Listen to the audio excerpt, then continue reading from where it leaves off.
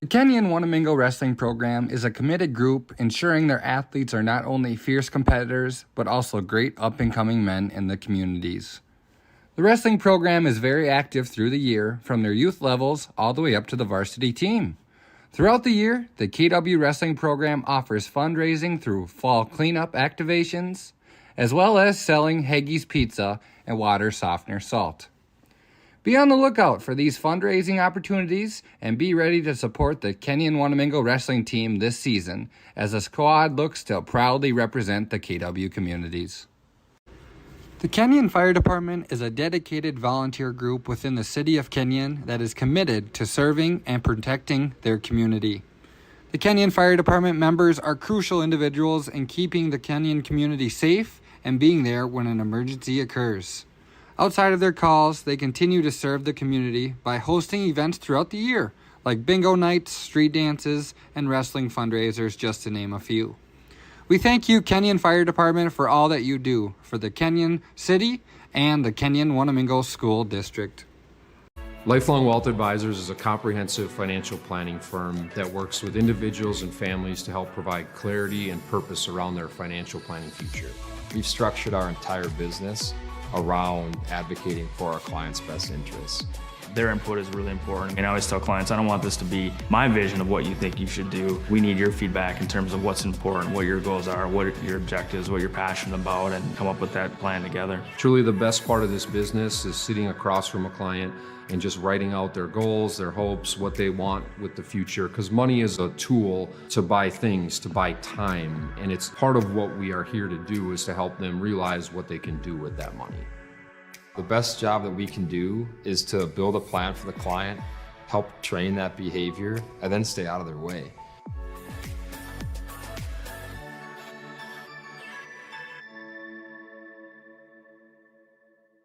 Rosefest 2026 is set for the third weekend in August from the 19th through the 23rd.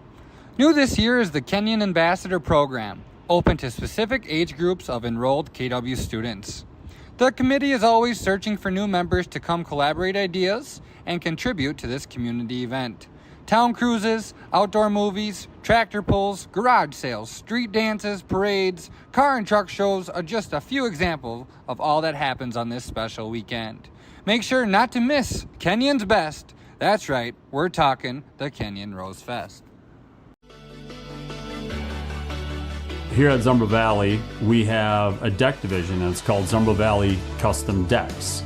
And Scott, my partner, does a really good job with the design, build, and follow-up on those projects. We're a Trex Pro dealer, so that means we have a full warranty not only on the product, but on our labor as well. We offer 5 different grades of Trex decking, from your least expensive all the way to your most expensive. There's several different railing options. There's a PVC composite option, all the way to aluminum option as well. And we do a ton of lighting in the decking. Some projects can be as tall as 8 or 10 feet tall, or as low as 2 or 3 feet off the ground. They can be 12 by 12, 14 by 14, or they can be 20 feet out by 80 feet long, just depending on how big the house is. So the scope and size of these deck projects that we've been doing is all over the board. My name's Ron Lund. I grew up in Wanamingo, Minnesota, and when I moved into this house, Jesse did our original landscaping, and I just thought he did well in the landscaping, so we had him do the deck too. The nice part about it is I can call either Scott or Jesse at Zumbro Valley, and they tell me when they can get here, and they come right away and get things done. I would say call Jesse and Scott in Zumbro Valley and ask for bids and check them out. They're very competitive. They're very good at what they do. They're very professional. You can reach Zumbro Valley Landscaping either 507-824-2021 on our phone number or zvlinc.com. And then Scott will respond to you and line up a time to come out and take a look. We can either take you around the area and show you a handful of decks that we built for customers, or we can show you pictures through the photo gallery online. We have a deck outside that we have lit up, and we also have some products inside here. Whatever your needs and wants are, we can do it.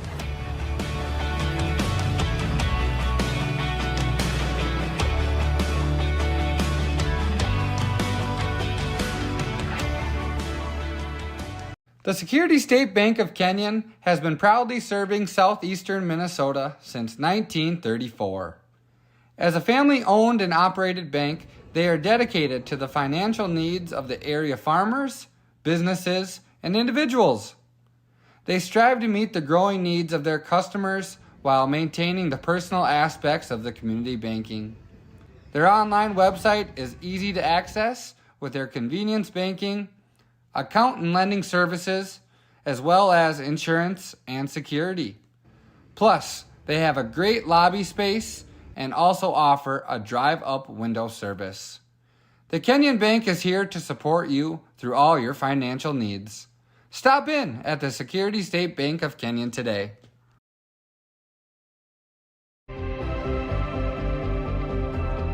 When I think about quality, I think about Zumbro Valley Landscaping and their team that do the work. I just knew that at the end of the day, if I had issues or needed something done, if a planting needed to be replaced, that I could count on them coming back, and they're going to work to make sure that that project gets completed the way you want it done. Zumbro Valley Landscaping is a full-service design, build, and maintenance landscape company. We serve pretty much the entire southeast area of Minnesota. Most of our projects are residential, and we do a lot in-house. We do all the concrete curb edging, we do all the mulch, all the rock, all the patios, all the walls. We do small excavating projects as well, so you can do all your projects with one contractor instead of piecing it out with multiple contractors. We've gotten into quite a bit of commercial property maintenance, whether that is more trimming around fences, gravel work for the parking lots. We do a lot of snow and ice management. So we can further those commercial landscape needs to larger customers as well. Landscaping is a very personal purchase for most people because it is immediately around their house. We try to give them the most personal approach that we can. We take it from the design to build to maintenance up through the entire process. And what goes into that is a lot of coordination between the customer and my crews. And then after that, we try to put it on the ground for them. One of the greatest things about Jesse is he's always on the phone. He does a great job of following up, and that was important to me. It made sure months after that the project still looked well, making sure I was taking care and doing the right steps to make sure it looked the best. I love at the end of the job that if I can do a walk around with that customer and that customer is very satisfied and they're very happy with the project, that's what we're aiming for with every job. And if we can bring joy to them, that's why we're here, that's why we're doing this.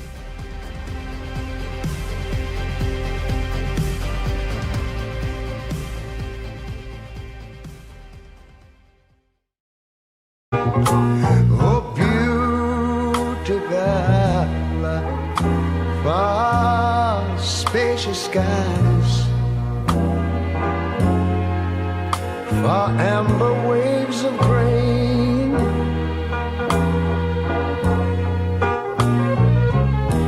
far purple mountain majesties.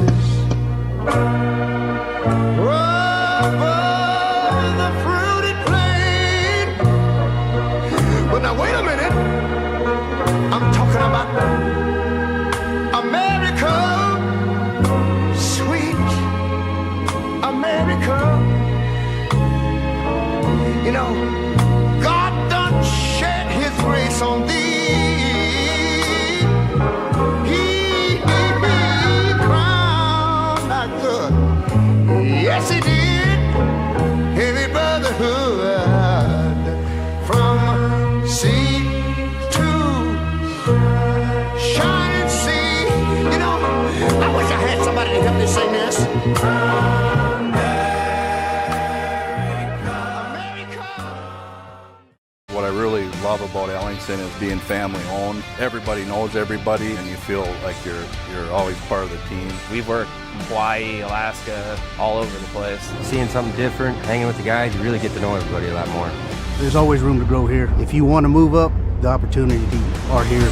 They do what they say what they do. They strive to be the best. They have a lot of passion. It was a good fit for me and my family, and I look forward to coming to work every day. The Kenyon Veterans Color Guard is a group of former military-served individuals. The Kenyon Color Guard has been a staple for the Kenyon community and has been essential in KW athletic and school activations where the group volunteers to honor not only their past, but those who have fallen and gave the United States their all. The color guard stands for our fallen comrades in arms and fosters a sense of pride for our nation.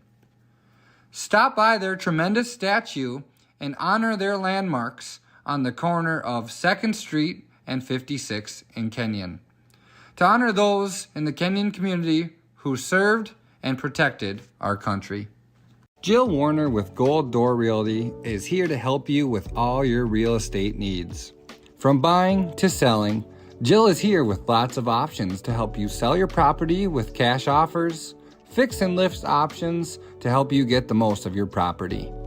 Reach out to Jill today at 320-279-3212 or www.golddoorhomes.com. JB's Tavern in downtown Wanamingo is a family restaurant for all of the KW Knights community to enjoy. The family-friendly atmosphere is perfect for a night out with pool tables, arcade games, and outdoor volleyball.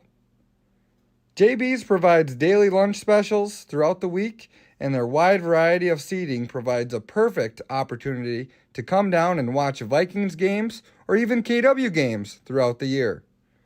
Swing on down to JB's at 112 Main Street or give them a call at 507-824-2100.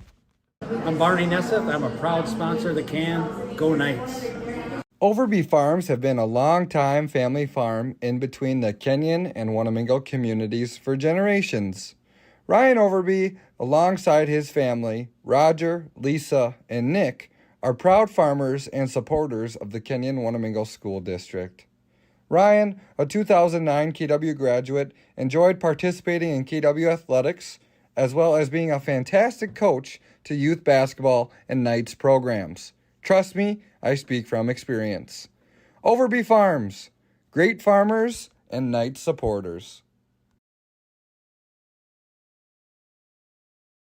Let's get it started in here.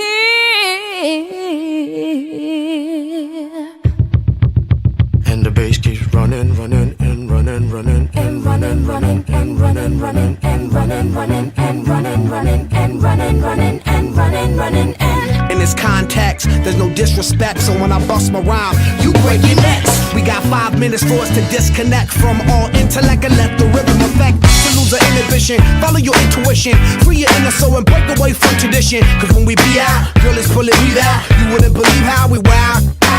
Burn it till it's burned out, turn it till it's turned out. Act up from northwest, east side. Everybody, everybody, let's get into it. Get stupid, get it started, get it started, get it started. Let's get it started. Let's get it started in here. Let's get it started. Let's get it started in here. Let's get it started. Let's get it started in here. Let's get it started. Let's get it started in here. Yeah. Lose control of body and soul. Don't move too fast, people just take it slow. Don't get ahead, just jump into it. Y'all hear about it? The P's will do it. Get started, get stupid. Don't worry about it, people will walk you through it step by step like an infant new kid. Inch by inch with the new solution. Transmit hits with no delusion. The feeling's irresistible and that's how we move it. Everybody, everybody, let's get into it. Get stupid, get it started, get it started, get it started. Pull a cup of gas, then a text basket, and the wall, and the foul. Rachel gets another one. Let's get it started. Let's get it started in here. Let's get it started. Let's get it started in here. Yeah. keep running, running, and running, running. Come on, y'all. Let's get it. Let's get it. And while I get let's get and while I get let's get and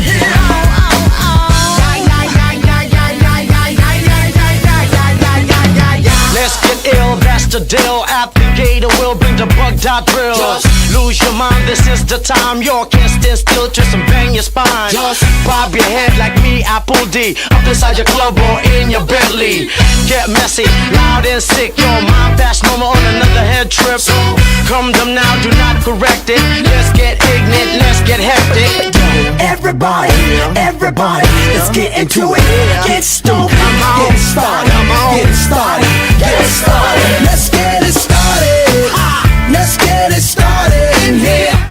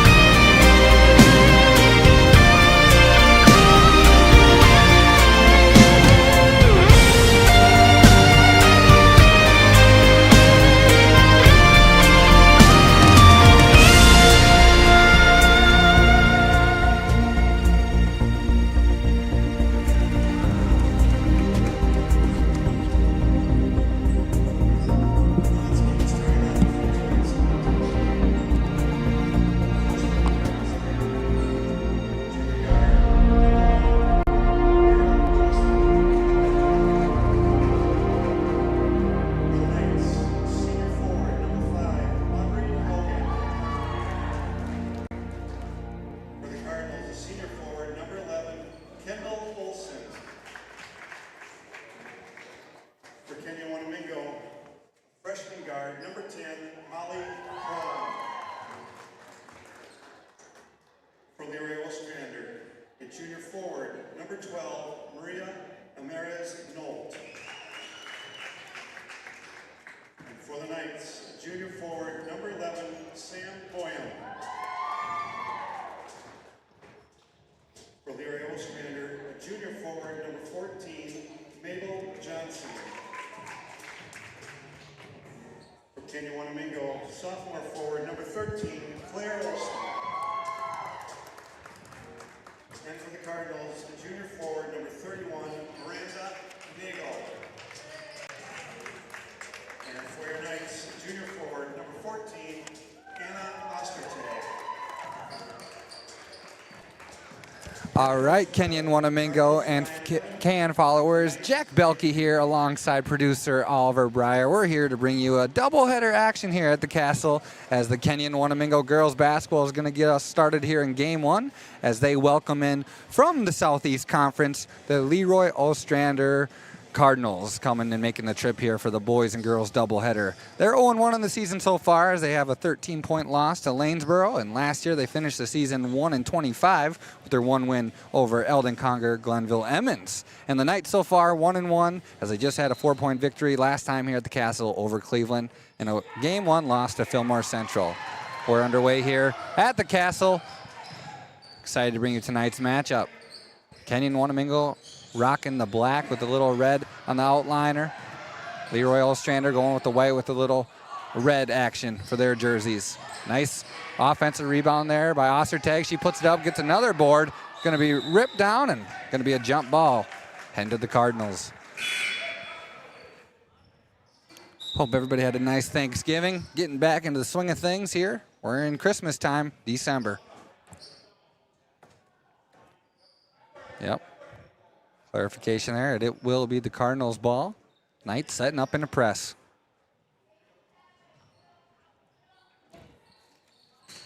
Starting for Kenyon-Wanamingo, we got Molly Quam, the freshman. We've got Audrey Haugen. Also have Claire Olson, Anna Ostertag, who's already got a rebound, and Sam Boyum as your starting 5 for the Knights. Floater there, no good. Another rebound for Ostertag. I think Can fans better get used to hearing that all year. Ostertag, nobody picks her up. Wide open lane. Not going to be good, but a good offensive rebound by Haugen, and Knights take a 2-0 lead. So a good job there by Ostertag, understanding nobody was picking her up and driving to the basket, even though she wasn't able to convert, made something happen. Cardinals are able to break through that press. 3-point shot now by the Cardinals, no good. Good job boxing out. Unfortunately, you got to grab it. That's what Coach Wimmy says. Got to go get it.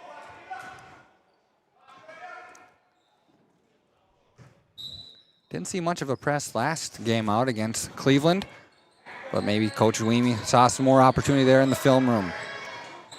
Toes are on the line there, no good. Good rebound by Olsen. Slows it up. Leroy-Ostrander in a man defense. Quam tries to attack. Some contact. Fouled on number 12 for Leroy. Maria Alvarez Nolt, the juniors. Leroy-Ostrander not very deep, as they've got 11 girls and no JV game even tonight, so looks like a couple additional ones probably got some jersey time. That one's good. Good outlet pass there, and got a tied ball game. Number 14 for Leroy-Ostrander, Mabel Johnson. And a nice one there by Johnson. Creates a turnover. Over to number 1, that's Lewison. Little floater there. Johnson is good, up to 4 points already. Coach Weemy and Coach Erlinson, keep an eye on her. Boyum now up top, over to Haugen, swings it to Quam. Quam goes to her left, nice little jump stop. Unable to get to fall. Gets her own rebound though. Out to Ostertag. Into Boyum, good kick out, hit it Quam, pump fake. And that one no good. Gets her own rebound again. Haugen now wants a little bit of the action. No good. So 0 for 3 that time on the offensive end for Kenyon-Wanamingo. But great effort getting the offensive boards. Leroy trying to get to the middle of the zone. Quam punches it out briefly. 3-point look. No good. Good rebound. Just myself here for this first game, folks, so try to be informative, but not too much and annoying. Good take there by 14. That's Ostertag. She's playing well here in the first 4 minutes. And the Knights getting a steal. But rejected. Quam on her knee, still able to come up. And going to be a timeout by Jake Weemy. A quick one. And that's going to give us a chance to check out a sponsor. So we'll be back after a Jake Weemy timeout. I'm Stacy Quam, and you're watching The Can. Angie's in downtown Kenyon is your hub for all things food and beverage in town.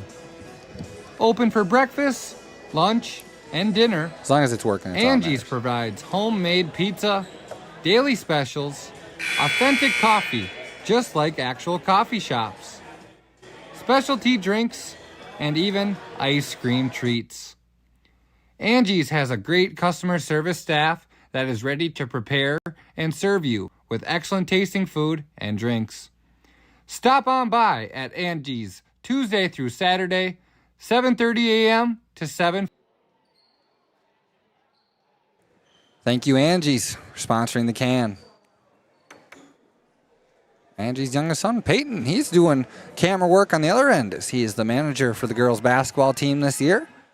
So he's not on our production, but he's helping get game film for Coach Weemy, and we always know that's extremely important.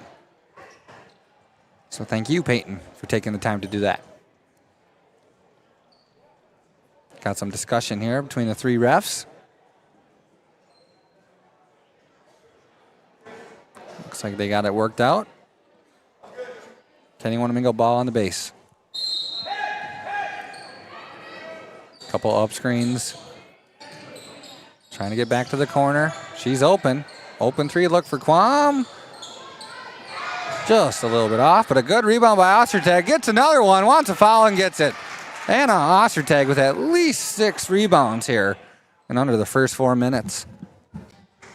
And 4 points, so she's almost in double digits category, and we're not even 5 minutes in. First one no good with our great camera view there, backboard view. Good job again by Oliver, making sure all of our cameras and audio work for this production. Both of them no good. Free throw is going to pay dividends here in game number 1 of this doubleheader. We saw it be a crucial one earlier in the Cleveland game as Leroy now swishes a three-pointer. That's number 1. Kiara Lewison, the junior. Leroy-Ostrander, a pretty young team, but Molly Guam, nice move as getting back to Leroy-Ostrander, only 1 senior.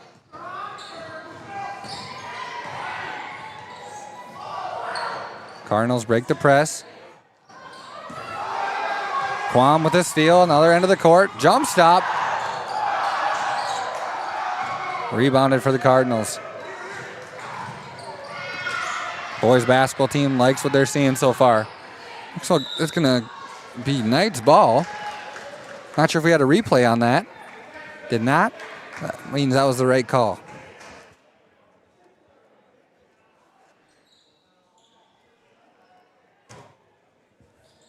So.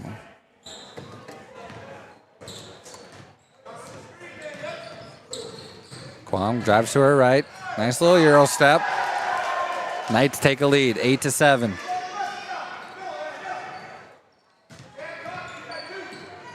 Knights in a 2-2 press, kind of shadow though, not too intense. It's not forcing anything easy for the Cardinals. Good flash there by Leroy-Ostrander. Swings it out to Lewison, who's hit a couple threes.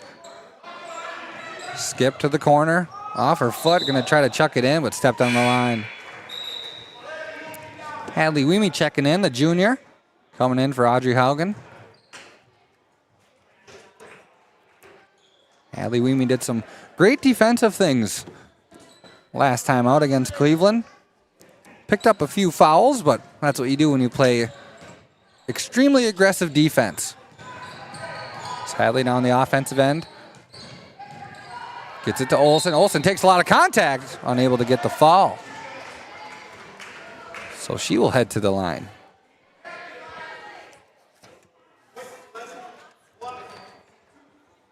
Claire Olsen, just a sophomore. Getting a lot of playing time on the court. Volleyball, basketball.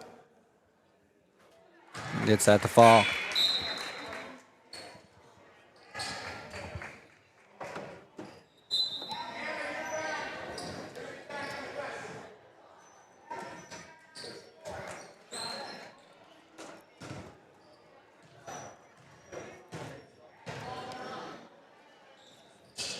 Olsen's second shot, a little long, but good effort. Leroy-Ostrander got a good time for a trap. Good job by Weemy. Deflection there, and now Quam's off and running. Another jump stop, puts it up. Off the iron, no good. But she'll head to the line. So Knight's getting to the free throw line.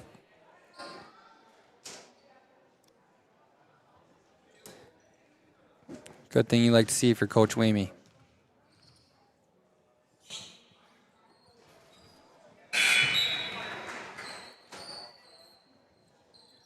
Gets that one to fall.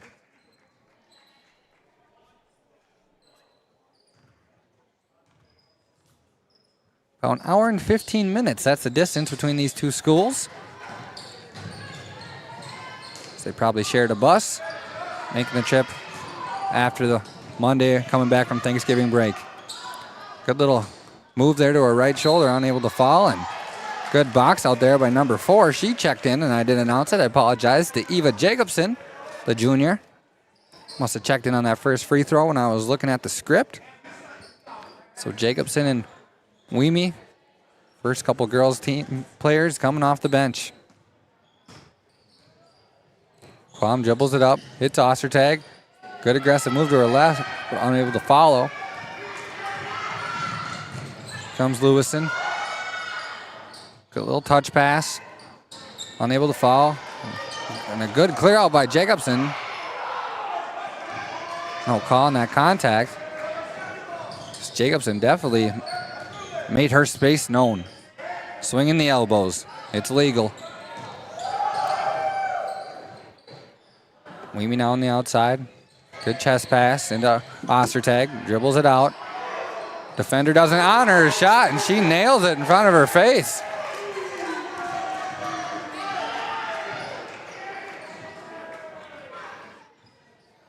Good shot there by Ostertag.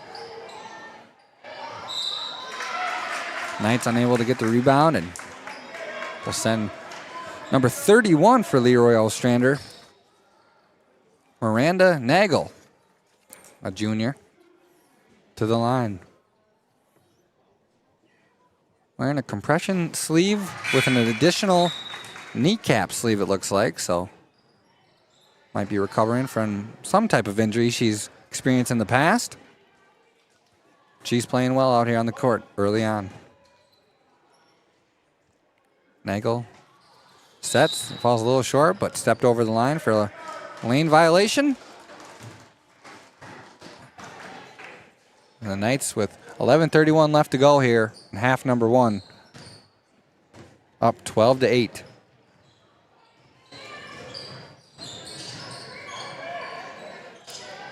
That one falls, and Olsen gets rejected. Good hustle there by Bartel. She checked in as well, and now Jacobson clears some space. Big outlet pass. Olsen, good defense though by Leroy-Ostrander, and it's getting physical here early in the first half, folks. Taryn Bartel for Kenyon-Wanamingo sprinted down and made a good defensive stop. And the same thing on the other end for Leroy-Ostrander.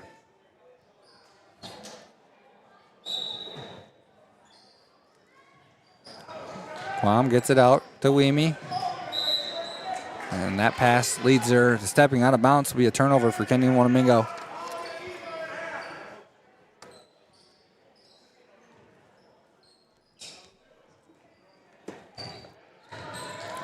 Nice job by Weemy.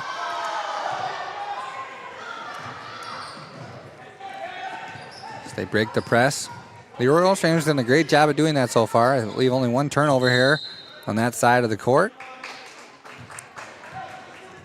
As senior Audrey Haugen looking to check in for Eva Jacobson.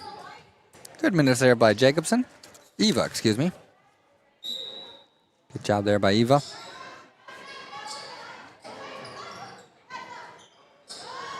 And there's Lewison again with a nice rainbow three. That one unable to fall, but a good rebound there. Keeps it alive for the Cardinals for one more shot, but unable to convert. Quam pushing the court to Bartel. Good flasher by Weemy, and a travel first, so.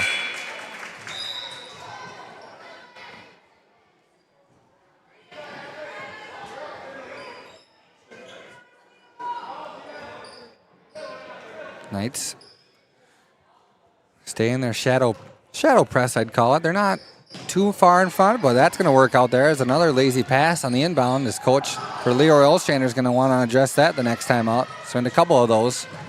But Lewison now pushing the pace. Bartel playing a lot like her brother Dylan. Scrapping and being physical. Going to stay here for Kenyon-Wanamingo. Nope. And there is coach for Leroy-Ostrander, Coach Ryan Evan, going to take a timeout and probably talk about those inbound passes. So we'll be coming up after this break. Mary's Rustic Rose on 2nd Street is your one-stop shop for all your floral needs. Mary is open 10 to 2 on Mondays, 9 to 5 Tuesday through Friday, and 9 to noon on Saturday. From everyday arrangements to large events, the 1997 KW graduate is here for all your needs. In addition to her floral sales, Mary has a wide selection of gift options. Highlighted gifts in her shop are jewelry, tea, candles, lotion, and honey. You can visit her website at marysrusticrose.com. Reach out to Mary today. Mary's Rustic Rose, class of 1997, Kenyon-Wanamingo. Thank you for sponsoring the can. The Knights here with a 12-8 lead here. First half. Game number 3 of the season for Kenyon-Wanamingo, number 2 for Leroy-Ostrander. Nice job, though, by the Cardinals scrambling there, and hard work pays off as Miranda Nagel gets it to fall.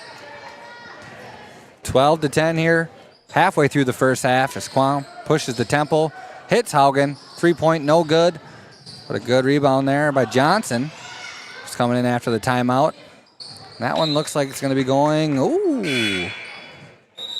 That one's going to stay at Kenyon-Wanamingo, and head coach Ryan Evan for Leroy-Ostrander, not sure agrees. A subtle words for the ref. See creeped over by him. Ostertag over to Johnson. Good deflection there by number 12, Nolt.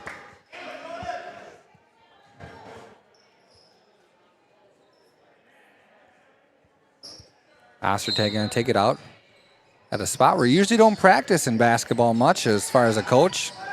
The corner and sideline mix. Quam thought about a 3, kicked it back out to Ostertag as the shot clock was coming down, and Quam gets in there and forces a jump ball at least. Good extra effort.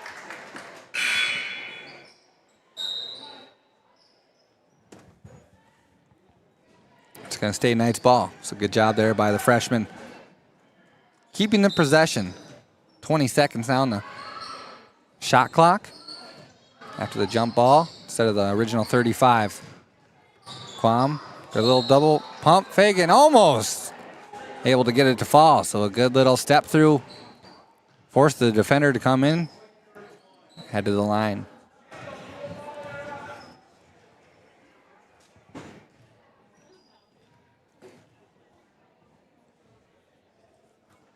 Quam gets that one to fall. Molly Quam up to 5 points here in the first half. Tied with Ostertag. Now she passes her with 6. 21 for Leroy-Ostrander checks in. That's Allie Siskow. Allie just an 8th grader, so watch out. As there's Quam. Picks up another lazy pass by the Cardinals. 16-10. Stay in that press. Going to be deflected off Kenyon-Wanamingo and stay with Leroy-Ostrander. So we've got a lot of action for you guys tonight. Game number 1 here, varsity girls. The 1-1 Knights taking on the 0-1 Leroy-Ostrander Cardinals. And the same matchup, just the boys version, as the 0-1 Cardinals look for win number 1, as the Knights open up the season here at the Castle. Last year they had an epic game. Looking for another one tonight. Trapped in the corner now. She gets away and gets a nice shot off. That one's going to probably stay. You bet. Good effort there by Boyum, but the Cardinal was in front of her, was unable to box her out. Set up in a box formation. Hits the opposite corner. Looks to come back to the near side. Good job there by Ostertag, stepping through and straight up, says the ref, and Quam is off to the races. And that one's going to be a jump. And I think Molly's done that a couple times where she brings the ball and kind of holds it to her hip a little long. And I've noticed that a few times here tonight instead of just going straight up with it. Almost like she's trying to use her great air time and vertical to her advantage. And while she's in the air and the player, she thinks she's going to stick around in the air longer, which she usually does.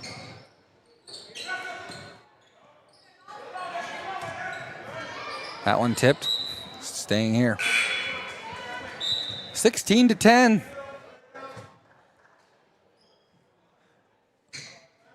Sweeney checks back in. And for the end of the game right now for Kenyon-Wanamingo, we've got Weemy, Quam, Olson, Ostertag, and Haugen.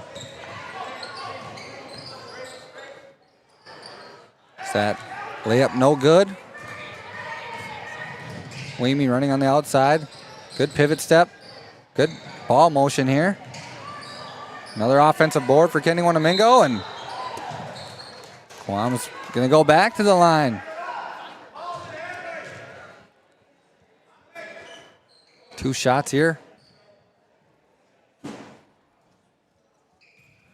Quam looking to convert.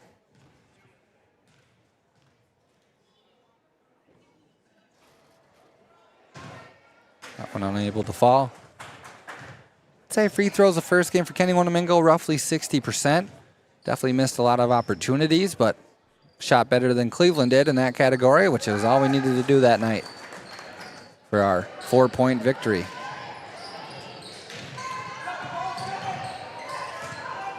Knights ramping up the defense. Big step through there. Lost her footing.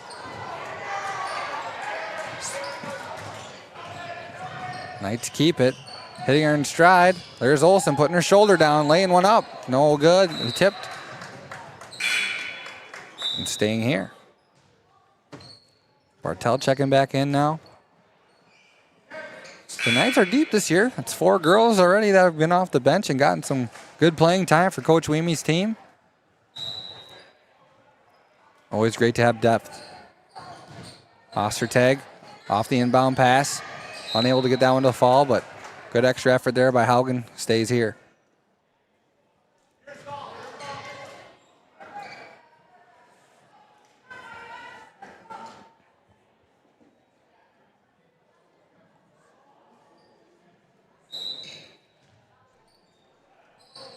Or to the corner. Out to Bartel. Maybe got away with the travel there, but Cardinals get the turnover nevertheless.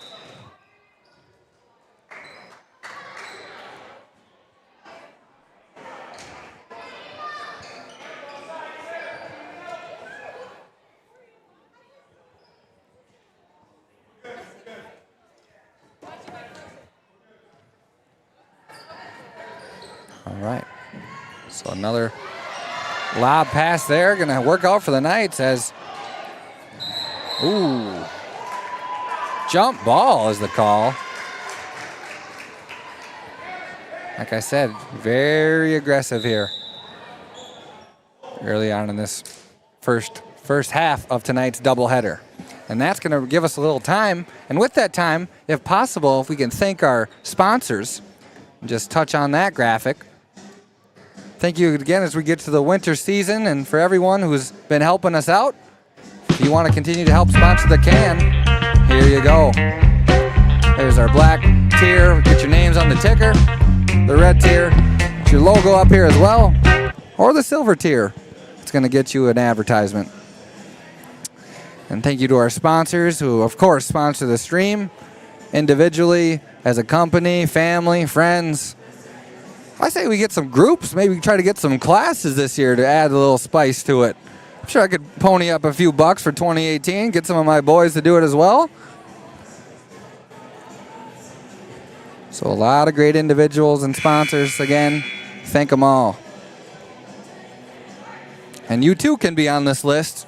Just got to figure out how to contact myself, Jake Weemy, Matt Ryan, Cheryl Dahl, and we'll get things going for you. Stream is not possible without you guys, so thank you very much. Great job there for Oliver going off script and helping me out. So 7-11 left, 17-10. It's Bartel now. Looks for the right pass. So far the Knights have done a great job with their ball movement. We've been impressed. That one's stolen away. 2-on-1 chance. 2-on-3 though. Great defense by Kenyon-Wanamingo to hustle back to that. Stop that fast break.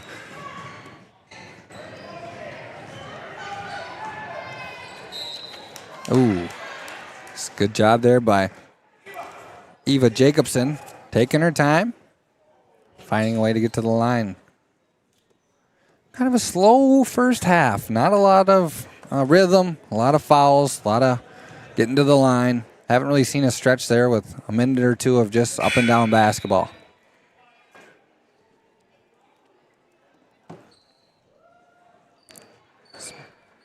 Some substitutions coming in here. Quam checks back in. Boyum coming in for Ostertag and Olsen.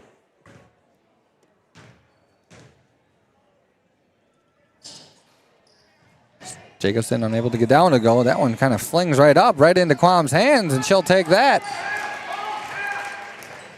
So a turnover right underneath the hoop. Easy bucket for Kenyon-Wanamingo, and Weemie's intensity on defense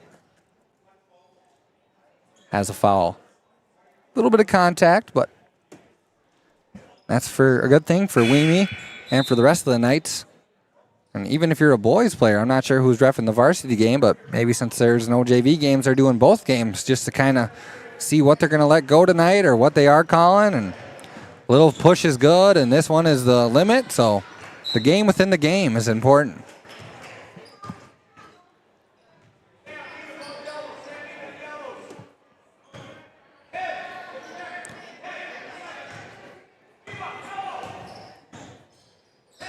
Quam brings it up half court on the left side.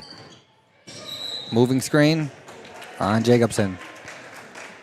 Jacobson and Weemie play extremely physical, which is great to have. But sometimes some fouls like that may arise. So you got to live with that if you're Coach Weemie. They're going to force some turnovers, but they're going to give it back here and there. All you hope is you get more than you give. Interior pass there is good. To 14, step through on the baseline, tight pass, might be off a fingertip, and it is, and be Knights ball.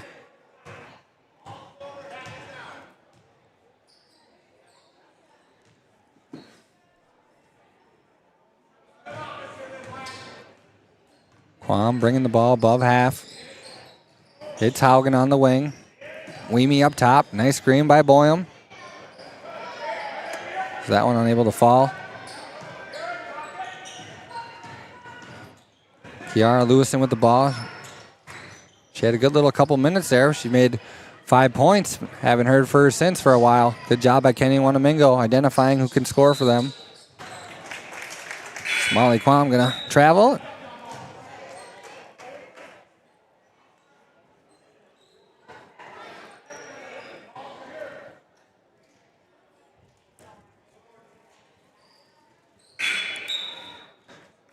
Checking in for Kenyon-Wanamingo, Kendall Johnson, the junior.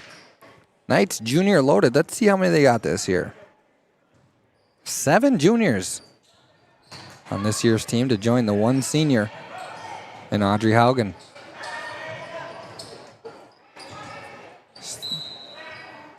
That one's going to head Kenyon-Wanamingo's way.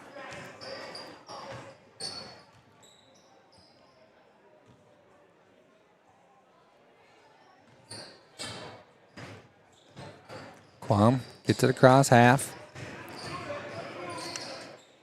Over to Johnson, back to Quam. She steps up, looks at a 3, and that one's good. Found her spot and hit it. 22-10. Knights with an early lead, but a nice over-the-head bounce pass. Skips through a defender. Unable to convert, though. Boyum comes down with the rebound. You don't see those passes work out, especially if you're throwing it above your head. But now Johnson wants to check up a 3. That one's a little long. But a good rebound by probably the smallest girl on the court. Unable to convert with it, but punched it out was Bartel.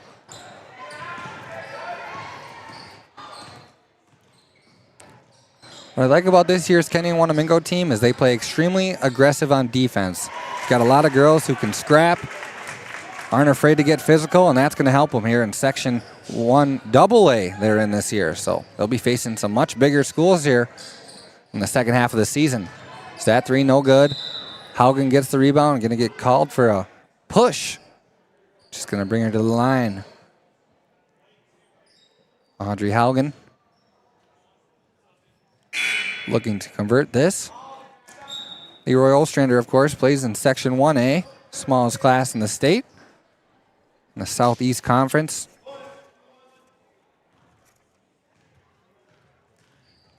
And they should be happy just to have a team this year, not having to join another school district, as I know there's a whole bunch of them, like Glenville, Emmons, Eldon Conger, they're together. I want to say Mabel Canton just joined with, let me see who's down there. I could look officially, but maybe Lanesboro, but I know they joined with the school. So those small schools' numbers are tight. It's a good job there by Quam, getting a steal and gets that one to fall. So the freshman already with 16 points in this first half.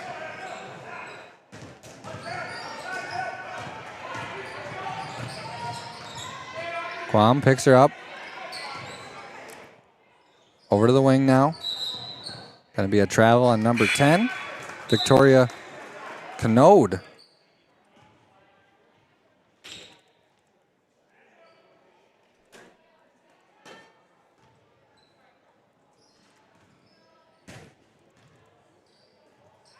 Olsen drives to her right, goes to the middle. Nobody picks her up. Good job. And now Leroy-Ostrander is going to be off to the races now. Johnson, the only knight back, tries to beat her. Number 14, Mabel Johnson, going to draw the foul.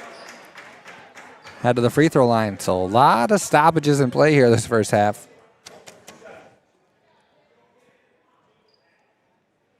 As in 3 minutes and 45 seconds, we've got a trivia question for our little halftime entertainment. We're going to ask that to start the half. We're going to run some advertisements. And then right before the second half, we will reveal the answer. Maybe we'll wait till the second half, but we've got a trivia question coming up. Feel free to text me your answers. It's number 14, Johnson, 1 for 2 at the line.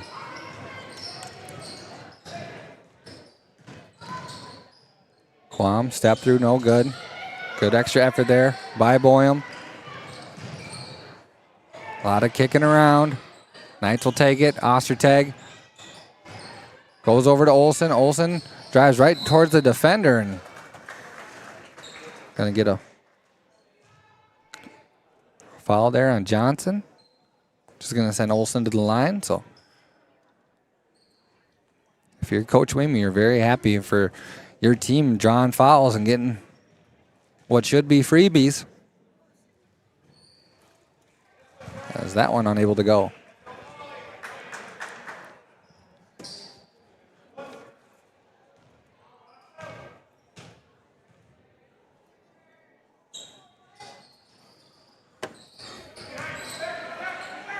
Rebounded by Leroy-Ostrander. Looking for a heave pass. Nice job by Quam to get it, but throws it right away. We saw enough interceptions last night by Max Brosmer. I think for Kenyon-Wanamingo fans, we're good on seeing turnovers. Good interior pass there. Gets Boyum. A little hook shot to the right. Almost able to fall. Nice move there. Created some space for herself. 3-on-3. Kicking it out to number 3. Now back to Johnson. Over to the corner. 31. Nagel. Now into Nagel. That one able to fall. So a good little 1-2 combo there. 15 points for Leroy-Ostrander. Olsen skip past Ostertag. Goes to her left. Drives by. Nice move.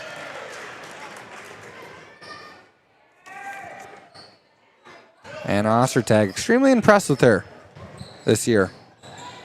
In the fall season and right now early on in the winter season.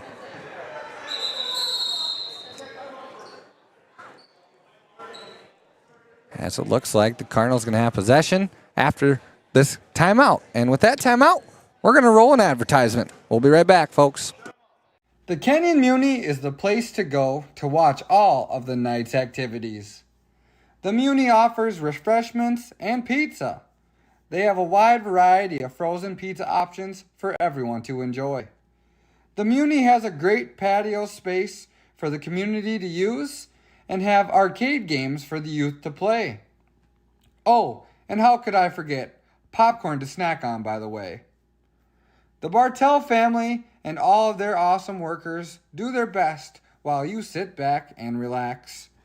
The Muni is a main point for all Rose Fest activations and is the place to go when a game can be found on the TV. Stop in the Muni today, and you can challenge Milty at a game of darts, and you can enjoy all the things the Muni has to offer. Hey, the Kenyon Muni is a proud sponsor of the Can. Good timing there. Good job to Oliver right as we capture the 3-point being made. Thanks to the Kenyon Muni for sponsoring the Can. So the inbound pass works out for the Cardinals after the timeout, and they hit a 3. A little momentum here now for Leroy-Ostrander.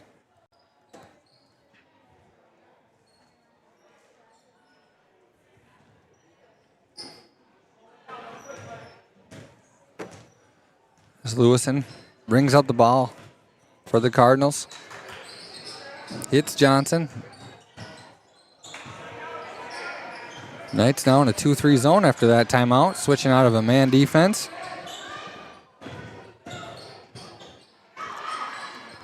Little pop pass there as the Cardinals almost bonk heads. Both flash to the middle. As a coach, you like players who flash to the middle, but you just want to do it at one time usually. Works out there, though, for the Cardinals. Good ball movement here. 1, 2, 3, the 3, no good, but Quam gets in there and gets an offensive rebound. Now over to Olsen. Lob pass to Haugen. Weemy in the corner. Nice spot and a dive there by Weemy. Gets it and able to keep it, and fortunately slips off. So good no ball movement there by Weemy. After she made the initial pass, flashed, almost worked out. So just like that, with under a minute left, single digit lead only for Kenyon-Wanamingo. As Leroy-Ostrander's done a good job with their possessions, as this 3 ball is going to be a little long. Rebounded by Olsen. Go for a 2-for-1 if they want to, but I don't think they're going to want to. As the Knights turn it over. Leroy slowing things down, stepping into her shot. Unable to fall, and Haugen, gets tackled almost. Good bonus for Kenyon-Wanamingo as we're going to head to the line almost 93 feet away from the hoop. And have a chance at 2 here as we're in the double bonus. It's over 15 fouls here in this first half. Appreciate all the people watching the Can tonight. Looking forward to what's going to be a great game number 2 already, as this has been an entertaining game number 1 first half. Haugen gets that one to fall.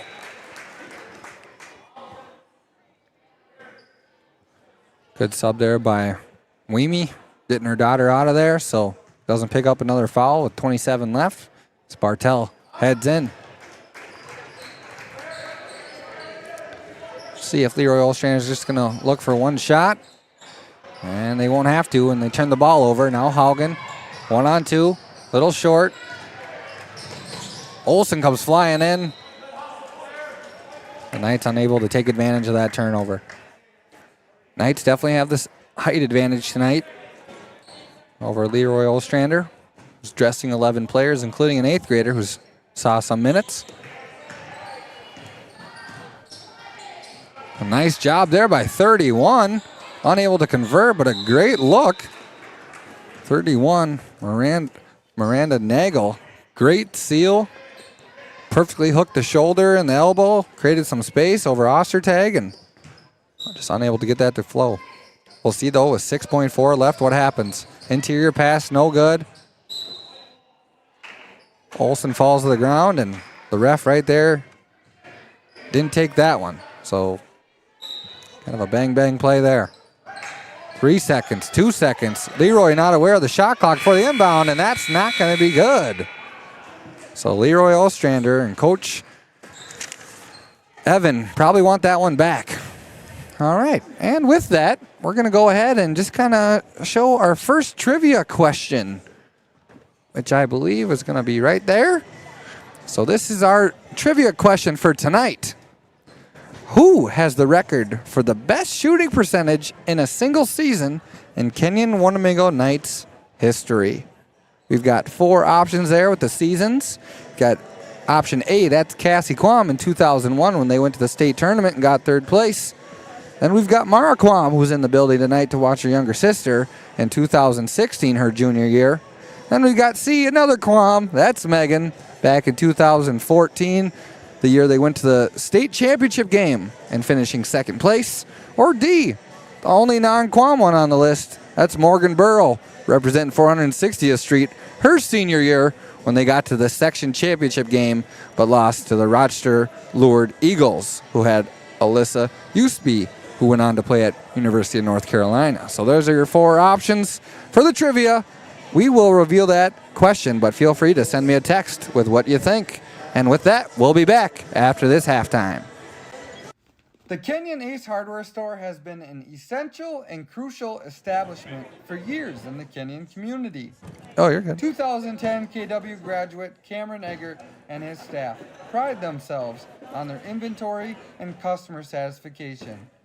When you come into the store, the staff is ready to serve and help you with your needs and wants.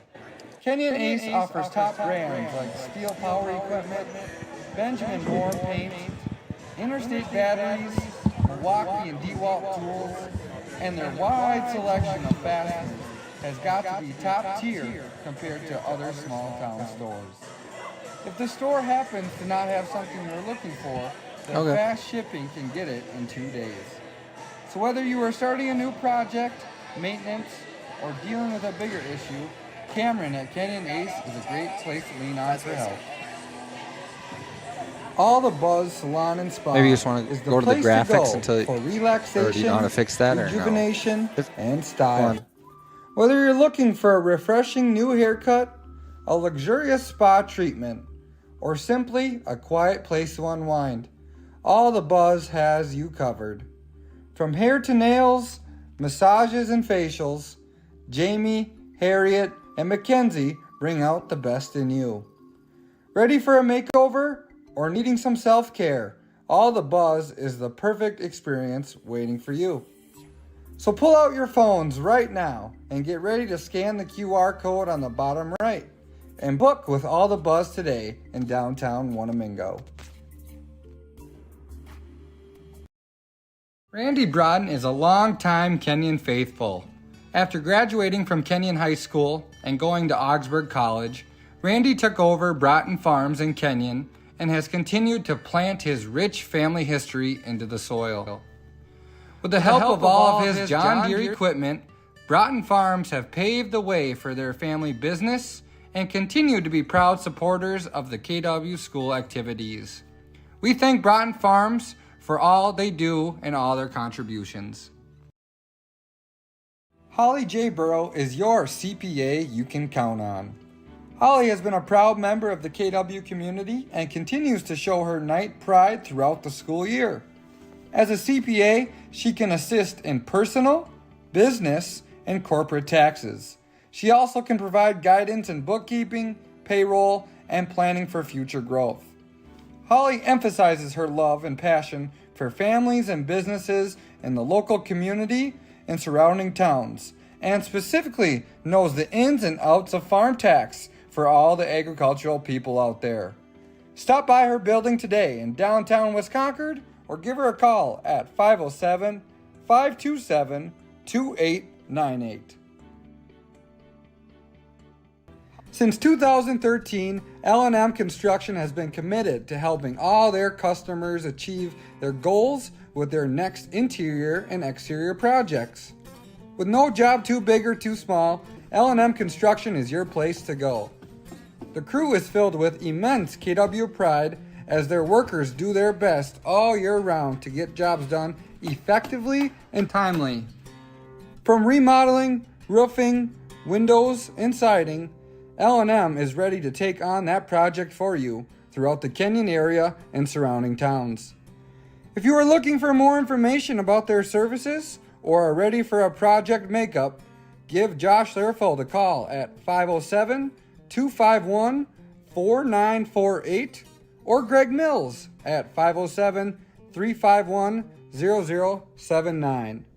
L&M Construction, the company you need to make your next project worry-free.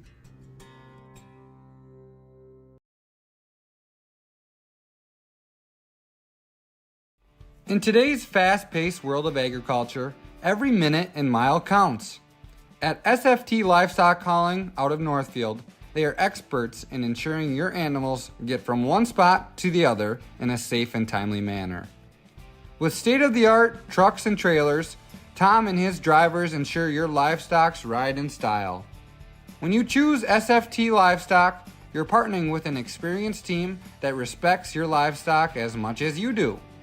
So if you are in need of some livestock hauling now, or want to connect with SFT for future transportation, call Tom at 507-649-2040. You heard it here first. SFT Livestock Hauling, your place to get your animals to and from your place. At Tile Superstore and More in Rochester, we're here to help you bring your interior design dreams to life. With an unmatched selection of tile and more, and an experienced team of design specialists and installers, you won't find better products or more helpful service anywhere else. Whether you're looking for flooring, cabinets, or countertops, our expert team will work with you to fabricate a new living space that everyone in your family will love. Schedule a one-on-one consultation with a design specialist and find out about our flexible financing today at tilesuperstoreandmore.com. The KW After Prom Committee is a committed group that wants to create a safe and fun post-prom environment for all students to enjoy. This traditional group has done a great job for many years enhancing this memorable experience. Parents, guardians, relatives, and faculty members volunteer and continue to raise money by providing different fundraising opportunities for the community to enjoy. My personal favorite is the halftime half-court shot. But be on the lookout for what this year's KW After Prom Committee will be fundraising for throughout the school year. These people are the bomb. Come on, Knights Nation. Let's support the KW After Prom. To take your fitness to the next level, Workout 24/7 has 2 convenient locations in Wanamingo and Kenyon, open anytime, day or night. Our gyms are clean, welcoming, and fully equipped with everything you need to crush your goals. With affordable pricing, staying healthy has never been easier. Owner Tina Leniger is more than just a trainer. She's a proud Wanamingo resident with 3 kids who graduated from KW. With over 10 years of one-on-one personal training experience, Tina is passionate about helping her community stay strong and healthy. Both gyms proudly participate in Silver Sneakers and Renew Active with fitness classes, perfect for members 65 and older. It's a fun social way to stay active and strong. And don't miss Yoga with Skyly. A certified instructor since 2019, she brings energy, balance, and mindful movement to every class. Visit us online at workout247gyms.com to explore membership and personal training options. What's up, Night Nation? I'm Coachy, and you're watching The Can. The Kenyon-Wanamingo Wrestling Program is a committed group ensuring their athletes are not only fierce competitors, but also great up-and-coming men in the communities. The wrestling program is very active through the year, from their youth levels all the way up to the varsity team. Throughout the year, the KW Wrestling Program offers fundraising through fall cleanup activations, as well as selling Haggie's Pizza and water softener salt. Be on the lookout for these fundraising opportunities and be ready to support the Kenyon-Wanamingo wrestling team this season as the squad looks to proudly represent the KW communities. What's up, Night Nation? I'm Coachy, and you're watching The Can. The Kenyon-Wanamingo Wrestling Program is a committed group ensuring their athletes are not only fierce competitors, but also great up-and-coming men in the communities. The wrestling program is very active through the year, from their youth levels all the way up to the varsity team. Throughout the year, the KW Wrestling Program offers fundraising through fall cleanup activations, as well as selling Haggie's Pizza and water softener salt. Be on the lookout for these fundraising opportunities and be ready to support the Kenyon-Wanamingo wrestling team this season as the squad looks to proudly represent the KW communities.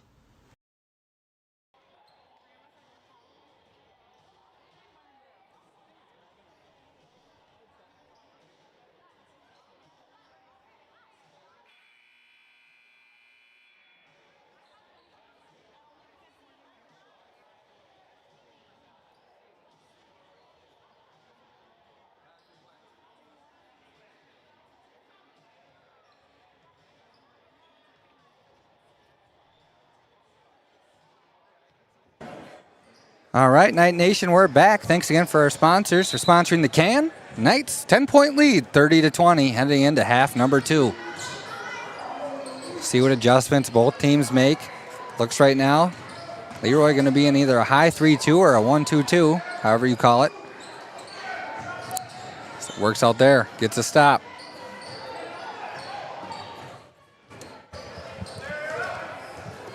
Coach Evan heads down 10, and that's going to be a race to down 7. As we're going to get a hand on her. Kiara Lewison for Leroy-Ostrander. Knocked down a couple threes already. She's up to 9 points. Good ball movement now. Kenyon-Wanamingo is over to Olsen for a 3, and that one unable to fall. Ostrander out for the running. Nice little lead pass. Might be a little too much. Throws it off her, though. That's high IQ. Hopefully Quam's all right, but a good job there by the Cardinals.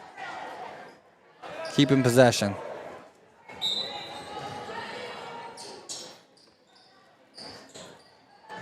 Lob pass over the top, flashing into the post. Nice little kick to the corner, and Knight's going to take over.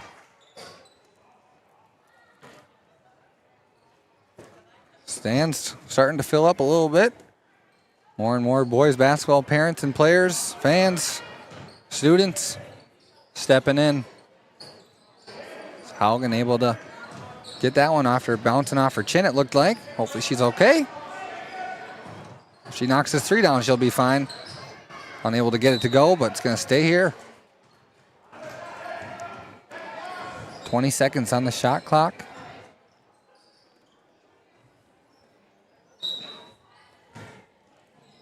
Coach Weemy having a seat at the end of the bench. Looks pretty comfortable, even though he only has a 7-point lead. Quam now in the corner, hoping to get it to 10. Unable to fall. Good box out and clear out, and a baseball pass. Just a little too much. That's overthrown. J.J. McCarthy style. Oh, is it too early to say that? I hope not. Hopefully nobody's offended by that comment. Knights will take possession. 30-23. Nice flasher by Quam. Nobody in the middle of the defender, and gets the roll.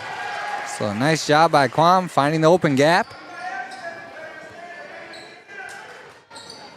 Ramping up their defense. Going to be a body there on Boyum, but I think number 12 for Leroy-Ostrander, that's Noel. Maybe got away with a little bit of a hook.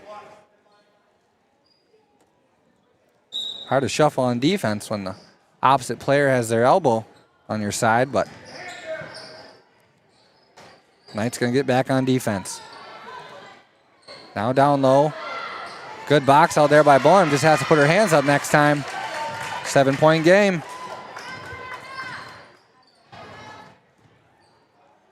3-2 now, a true 3-2. As that top person on the defense was just a little higher last time, but nice job slipping through there. Boyum to Haugen. Much better up and down basketball to begin this second half. More entertaining basketball. People like to watch them go up and down. There's Lewison. She's got nice rotation on her shot. Unable to get that one to fall. She's thrown up at least 6 or 7 3-pointers tonight. As Ostertag, haven't heard Naden for a little bit. No call. Olsen. A lot of motion here. Well, Knights, luckily, they'll still have possession of the ball. Quam slips through and gets it to fall. It's not the most orthodox possession, but Weemy will always take 2 points when he can get it. Cardinals break the press, throw it up off the backboard, no good. Rebound Ostertag. Hits Olsen in stride. Now up to Quam. Quam steps up, shoots the 3 and swishes it. Quam having a night, 23 points here with 14:39 left. 23 points for Quam. Nice little additional pass off the shin. Now inside. Coach Weeming yelling to push. Quam in the 3. Unable to get it. Olsen now. Over to Ostertag. That three-pointer rattles out. Good rebound, and boy, I'm going to pick up the foul. Doesn't like it.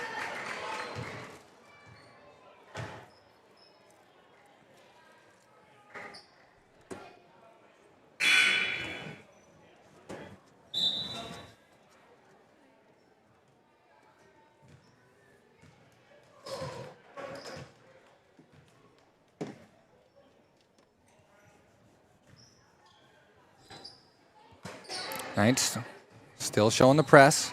They've been consistent with that all night long. John Mortensen walking up, getting a good visual of him as we're trying to fix some camera settings. I'll call it from here.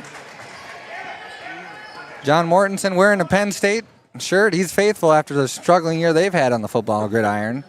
He chuckles. We'll see who they get to be the new football coach for that program.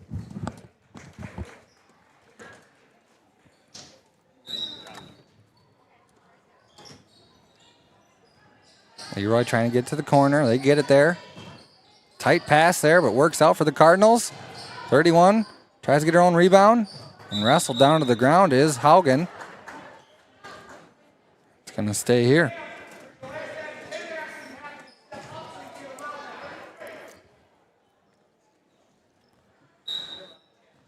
So 14-point lead for Kenyon-Wanamingo. It's a good ball motion. A little bit too far out of the reach for number 14, Johnson. Knights take over.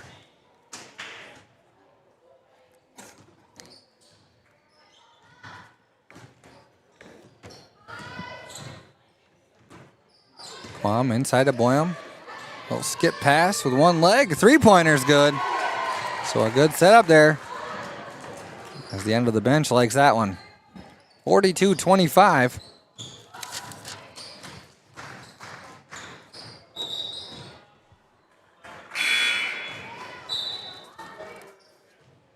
Kenyon-Wanamingo this year. They've done well offensively. They had, I believe, 45 points in the first game and got 53 against Cleveland the last time out. So their offensive production is much better here tonight.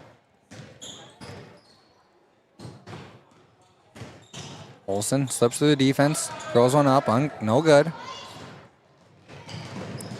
On the far sideline now, Cardinals, top of the key. Rotated over. Good wall-up defense there by Ostertag. Over to Lewison. Interior pass with the left hook. Difficult shot if you're not a lefty, but she's going to work hard to get there.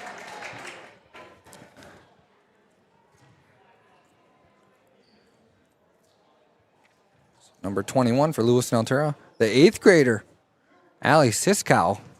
Not only just getting minutes on the outside, but she's playing post. And she is not even close to being the tallest girl on the team. So very aggressive, up-and-coming Cardinal we have in front of us here with Allie Siskow.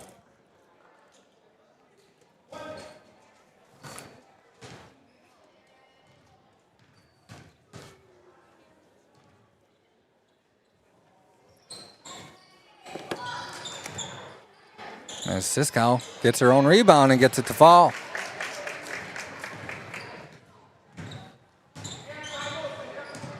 Quam now dribbles it across the timeline, swings it to the corner to Bartel, over to Jacobson. Jacobson back to Quam, goes to her right, reverse pivots to her left, to the top to Jacobson, down to Weemy, who's inside Ostertag and loses it, but great ball movement as that one might be tipped. Going to be a white ball call.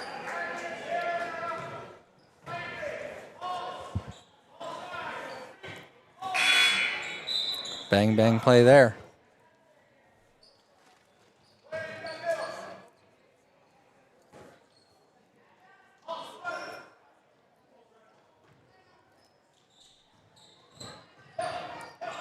Get in inside now. That's Johnson. Over to Lewison. There's Siskow. Gets her own rebound. Puts it up again. Weemy looking to draw some space, and going to be a travel call.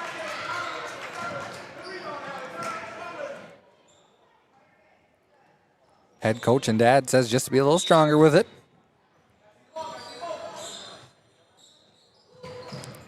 Over to the corner, Siskow. Lewison, nice little move to the left. Unable to get it to fall. Rebound by Quam.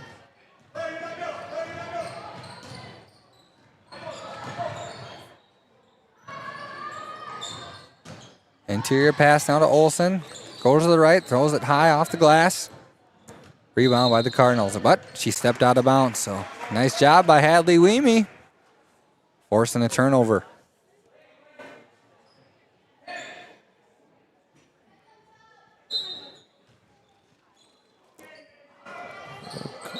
And Weemy gives it back. So her first initial thought pass was covered. Just couldn't quite keep the pivot foot down.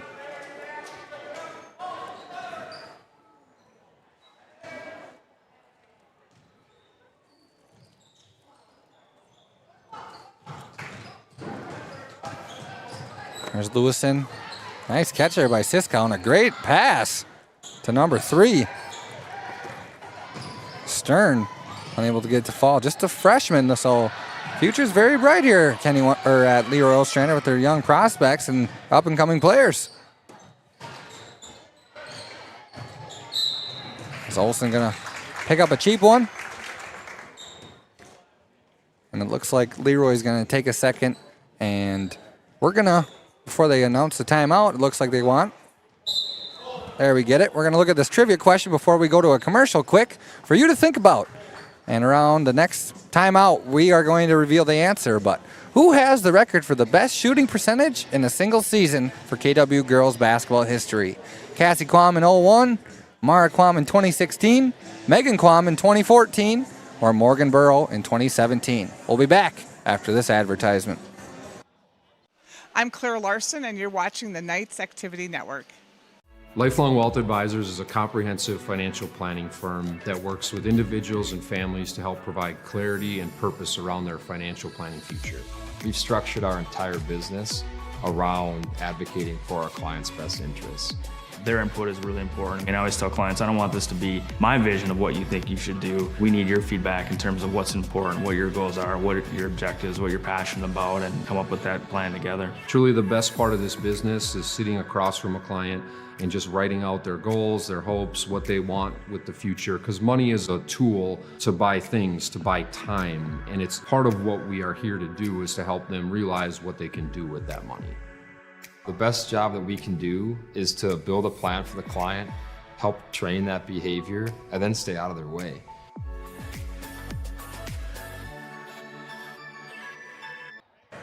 Perfect timing there by Oliver. Nice job. There's a guy who knows a lot about basketball. Anders Haugen, the 01 state champion. Season ticket holder to the Minnesota Timberwolves. Thanks for sponsoring the can.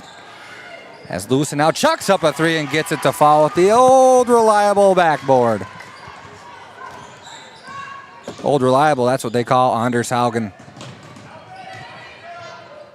As now, Ostertag gets it to Quam.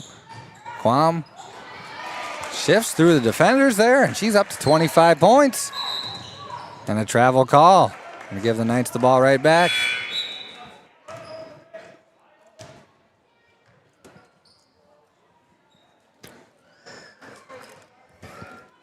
(44-30) here at the Castle. Nice job passing it there to Ostertag, and unable to convert. Lewison really working hard for these Cardinals. Dishes it to Johnson. And that one I'm able to corral through the hands there for number 20. Kleeberger. K-L-E-E Berger. Unique name.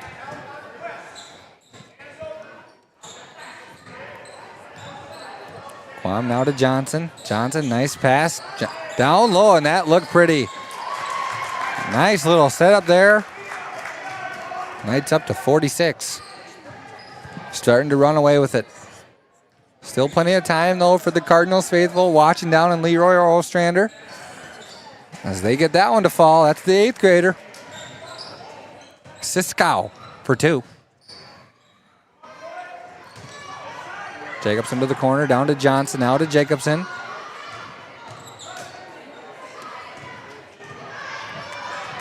Excuse me, Ostertag was in that. I said Jacobson twice.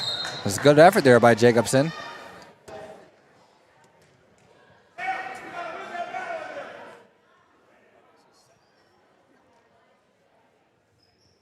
Mabel Johnson gonna take this one out of bounds.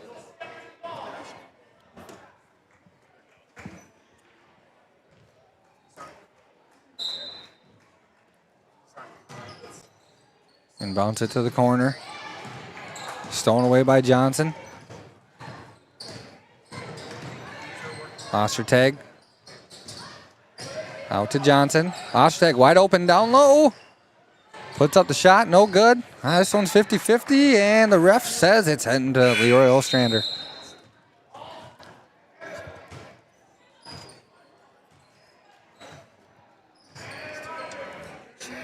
$14-point lead here at the Castle.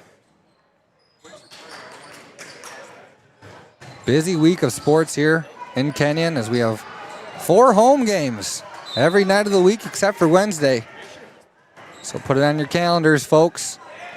Got the girls playing 2 more times this week, I believe, tomorrow night and Friday, and the boys playing here on Thursday.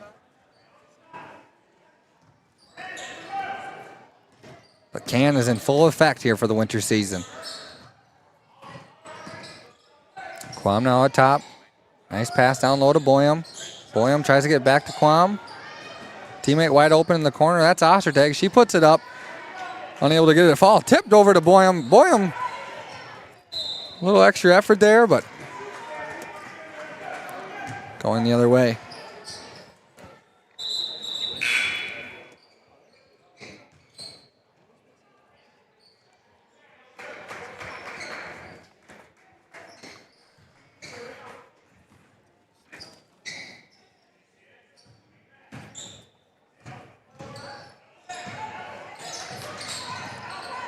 Cardinals close to the timeline. Looks like they got around there on the 8-second mark. Good tip. Good effort there. Leroy scrapping, but now Johnson comes up with it. Lead pass to Quam. Number 5, good defense. Hands wide up, way up. That was a good no call there. As Boyum there, she gets a deflection. Chucks it up. We got a track race here. Over to the corner, there's Haugen. Good time to hit a 3, and she does. Audrey Haugen buries a 3, 49-32, and we'll be back after this. Hi, it's Coach Weemy, and you're watching The Can.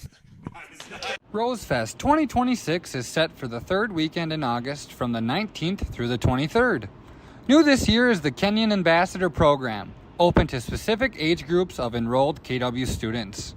The committee is always searching for new members to come collaborate ideas and contribute to this community event. Town cruises, outdoor movies, tractor pulls, garage sales, street dances, parades, car and truck shows are just a few examples of all that happens on this special weekend.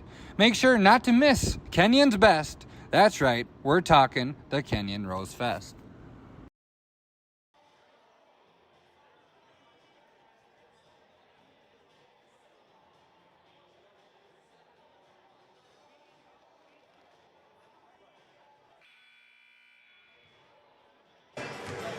All right, 49-32, folks. So we're going to go ahead and go to our answer here for the trivia question.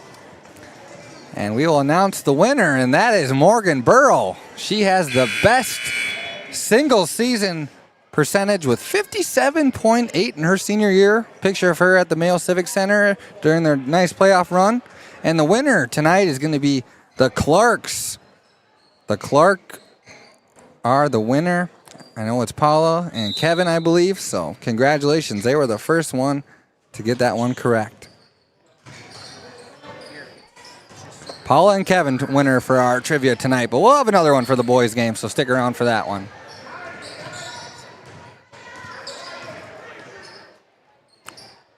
As Johnson gets hit on the 3, and she's going to head to the line. As long as we got a second saying on Morgan Burrow, I mean, she was just someone who just over the years stuck around in the program and continued to grind. She was great in the post. Like I said, they went to the section championship her senior year before they lost to the Rochester Lured Eagles, as Johnson hits that one, who had future North Carolina, now professional overseas, Alyssa Usby, however you say it. So good job there by Morgan, and congratulations to her, still being the all-time leader. It's Johnson looking to get 2 out of 3 here at the line.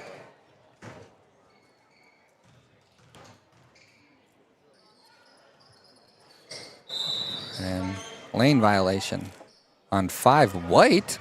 So Johnson about to shoot her 4th free throw, which does not happen very much in the game of basketball. 4 consecutive free throws.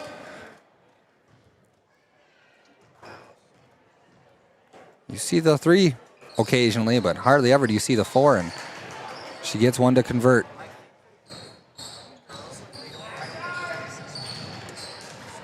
Go to the corner there. That's Lewison. High arcing 3, man. Almost touched the apparatus. But the Cardinals collect it and get it to fall. 50-34. Haugen, same spot she almost hit one just a couple minutes ago before that timeout. Falls a little short.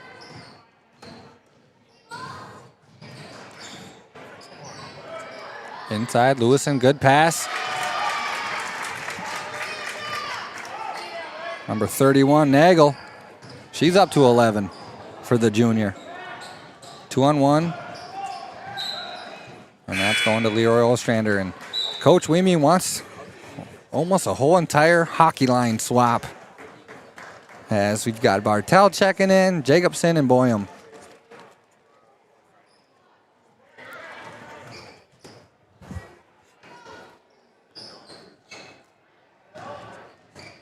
Good job, flash in the middle for Leroy, and ooh, 2-on-1, gonna work out. They're gonna keep the ball at least. Skip pass there, Jacobson gets a hand on it. Inside now to Nagel. She's hot right now, 3 in a row. She's up to 13. 12-point game only, under 7. Plenty of time for the Cardinals. Knight's got a chance to take it away, though, as Jacobson with one arm behind her back, able to at least force a jump ball. That's some crazy forearm strength there by Jacobson to just able to hang on. I don't think I could do that.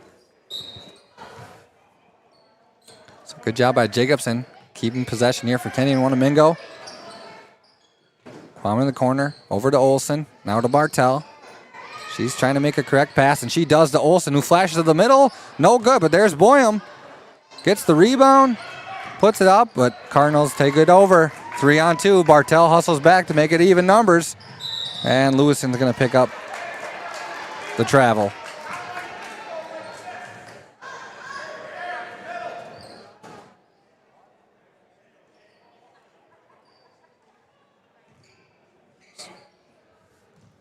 So the Knights needing to convert here. We'll have to do it on the next time around. Ostertag checking in now. Ostertag with 9 points. She had, I think, 6 points and probably 8 rebounds in the first 6 minutes of the game. Just one more point. She's probably up to that double-double, as I don't have her official rebound numbers, but she's got to be close. And some hands there from Quam. She'll pick up only her first foul somehow. She's been playing great defense. And she's physical. So great job by Quam. Understanding what the refs are going to call or not. There's Lewison out of the wing to the camera side. Good flash there. She doesn't get that one to go. Number 5, who's not on the roster. Don't have a name for her. Little sore coming up, and number 10 checking in, that's Victoria, another sophomore.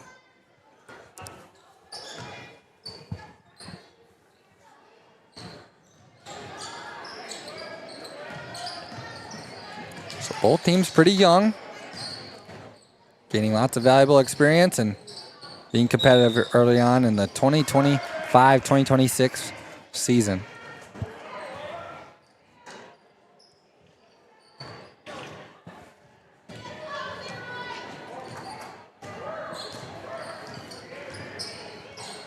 Jump pass there by Quam. To Ostertag, sets her feet. Little long. Olsen, no good. Boyum, no good. Cardinals off and running. Nice pass, that hits Victoria. She's a little long on the 8-footer.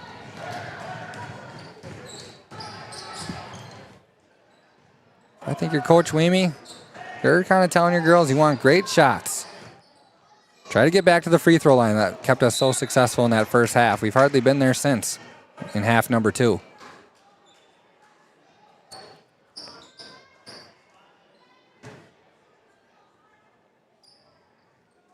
In basketball, if you control the free throw line, it's kind of like controlling the ground in football. You kind of divvy your opportunities. You make things happen. Not a lot of time goes off the clock, even though in football, that's kind of what you want. It's a little different, but jump ball here. Andrew Amphason's going to say it's going Leroy-Ostrander's way.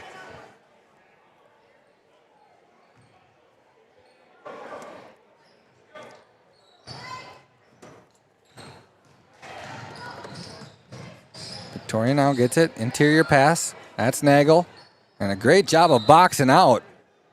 Ostertag. Nagel had a good 4 minutes when Ostertag wasn't in, and she said, all right, fun's over for now. 12-point lead only, though. Plenty of time.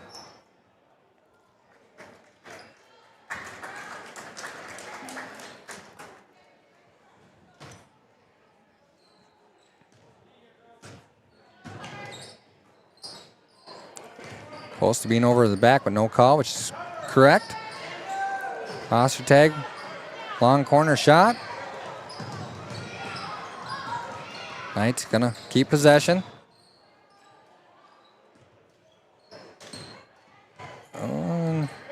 Close to the line, but no call.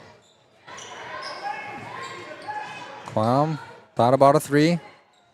Kicked it to Jacobson. Pass looked open for briefly. Knights just able to keep scrapping. So many second or third chance opportunities for Kenyon-Wanamingo tonight.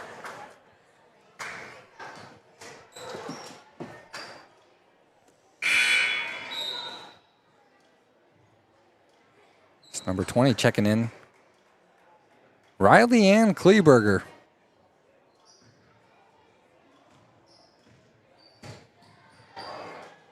$18 letters in that first and last name together, so handful. As there's a left-handed layup for Quam, and she's going to take a timeout, which is going to bring us to a timeout, and we'll come back after this.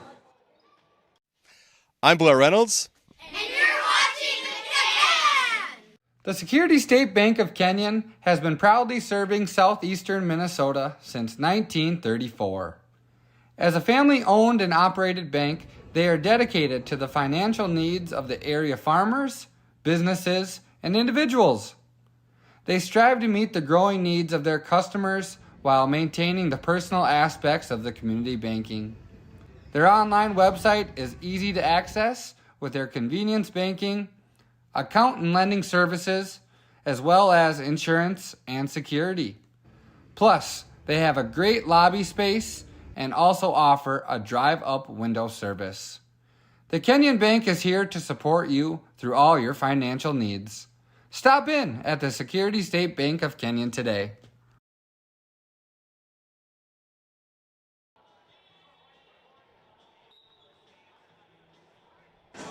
All right, thank you to the Security State Bank of Kenyon for sponsoring the Can. We appreciate it for all your Kenyon banking needs. Head on down to the Security State Bank of Kenyon.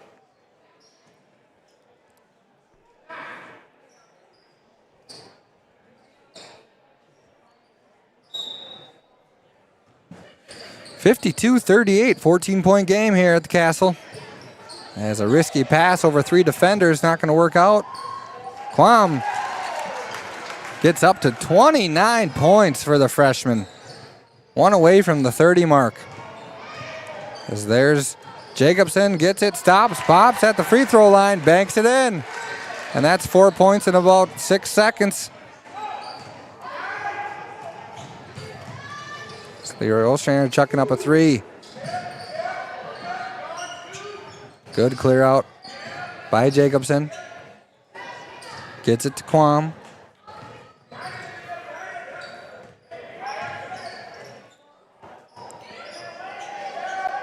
Ostertag to Olsen in the corner. She sets up a three, no good.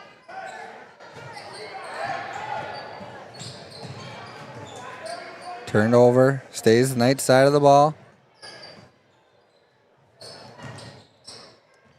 Nice pass there by Boyum. She finds Ostertag, who's up for 11. Second Knight now in double digits.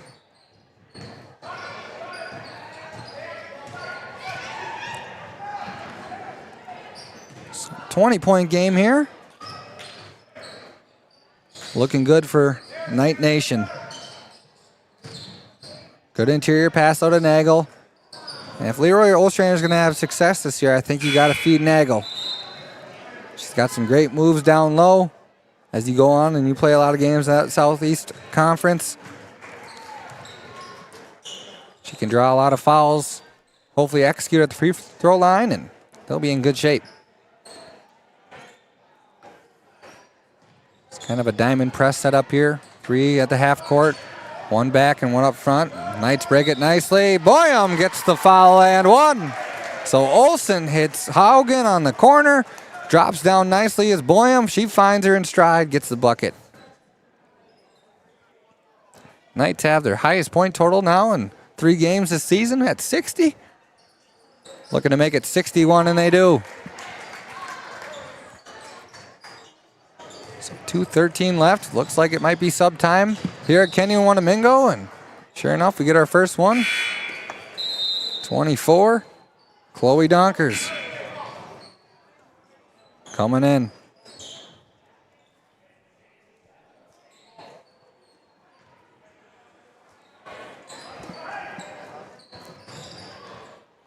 Weemy hits Donkers. Nice job by Donkers, waiting for Olsen to get across half.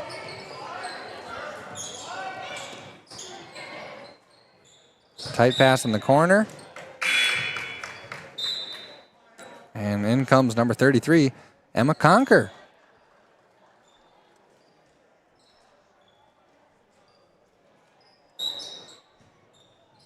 They go right into Conker right away. Comes right off the bench and gets a shot up. As there's Leroy-Ostrander off and running. There's Conker hustling down on the other end of the court, though. Forcing a jump ball. Can't miss Conker with those bright pink shoes. Donkers now to Olsen. Over to Weemy. Nice job by Weemy getting across half, but good defense there. Pick up a foul, which is going to bring him to the line. So if you're Leroy-Ostrander, the first half you had more than 10 fouls. In this half, you've only had 3. But I would say for about 4 or 5 minutes there, Leroy-Ostrander had more momentum here. So fouls another big thing to success for the future season as they head to the Southeast Conference. Probably a couple more non-conference games, though, before that gets underway. This is only the game number 2 for the season. There's Conker again. Good rebound.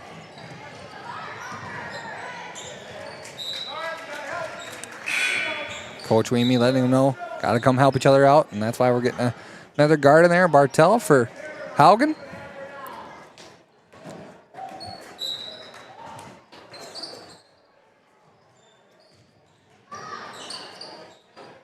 And a nice shot there by number 14, Mabel Johnson.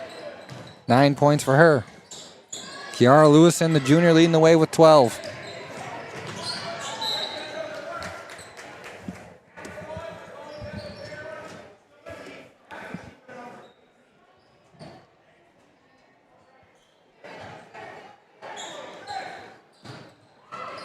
Down low, there's Conker.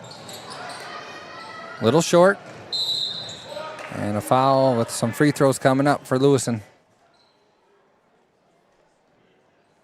So 1 minute and 4 seconds remaining.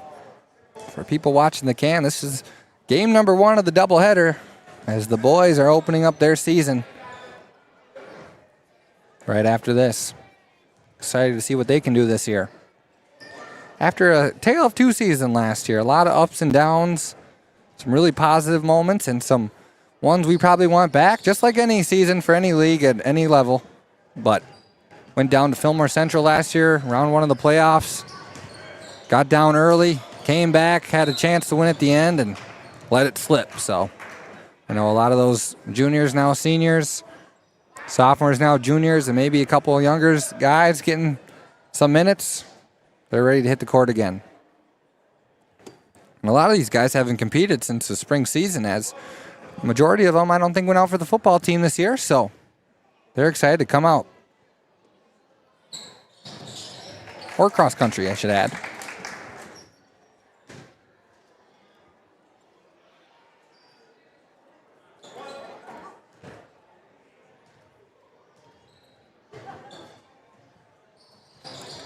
Gets that one to fall. That's 42 points now for Leroy-Ostrander as we're under the minute mark.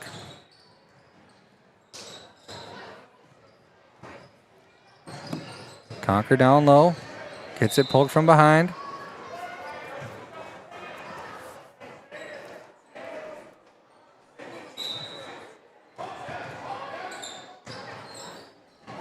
Bartel over to Weemy.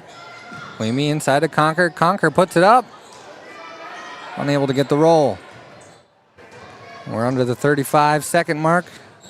Could be the last possession of the night for game number 1. Little floater there. No good. Rebound by Weemy. And jump ball. Possession stays to Leroy-Ostrander.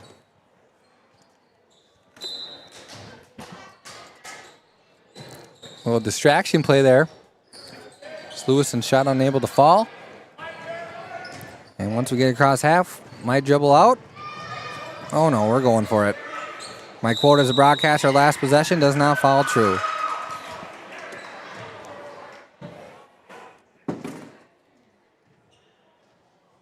Stays here for Kenyon-Wanamingo. Boys basketball team in the corner, ready to get things underway. Thanks again for the Briar boys for helping me out here in game number 1, running the camera. Of course, Oliver doing the main production. As Johnson chucks up a 3. 2 seconds left, 1.7. We're going to get this one inbounded. White ball. And as soon as this touches, we'll do it. Oh, we're chucking it up. A little short. Well, there you have it, folks. 61-42 in game number 1 of this doubleheader. Kenyon-Wanamingo defeats Leroy-Ostrander, led the way by freshman Molly Quam with 29 points. And that will do it here as the Knights take their season record to 2-1. And we will be back for game number 2 as the boys basketball team opens up their season here at the Castle. So stick around, and we've got boys action coming up after these messages.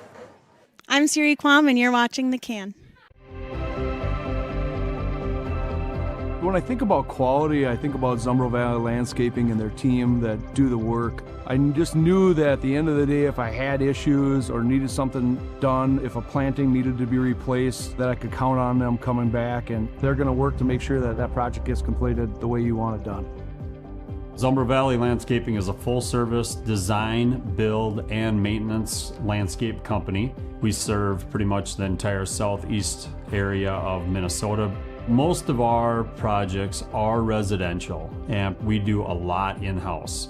We do all the concrete curb edging, we do all the mulch, all the rock, all the patios, all the walls. We do small excavating projects as well, so you can do all your projects with one contractor instead of piecing it out with multiple contractors.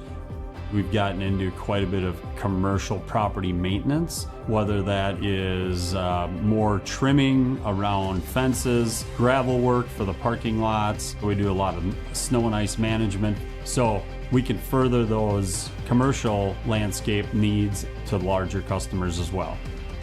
Landscaping is a very personal purchase for most people because it is immediately around their house. We try to give them the most personal approach that we can. We take it from the design to build to maintenance up through the entire process. And what goes into that is a lot of coordination between the customer and my crews. And then after that, we try to put it on the ground for them. One of the greatest things about Jesse is he's always on the phone. He does a great job of following up, and that was important to me. It made sure months after, that the project still looked well, making sure I was taking care and doing the right steps to make sure it looked the best.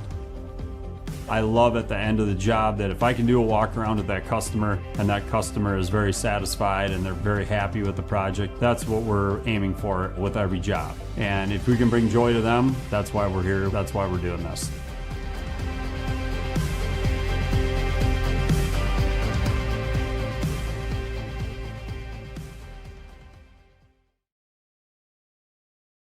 Oh, beautiful, far spacious skies, far amber waves of grain,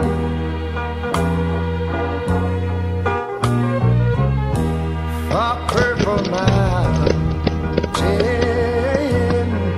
majesties.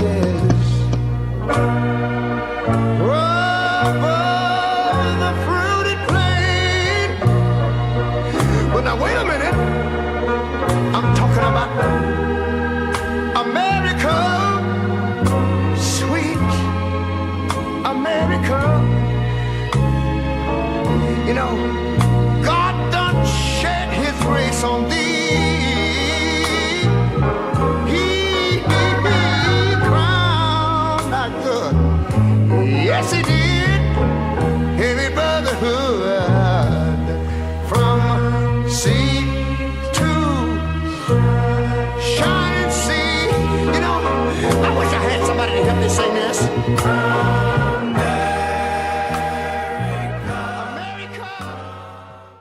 What I really love about Ellington is being family owned. Everybody knows everybody and you feel like you're always part of the team. We've worked in Hawaii, Alaska, all over the place. Seeing something different, hanging with the guys, you really get to know everybody a lot more. There's always room to grow here. If you want to move up, the opportunities are here.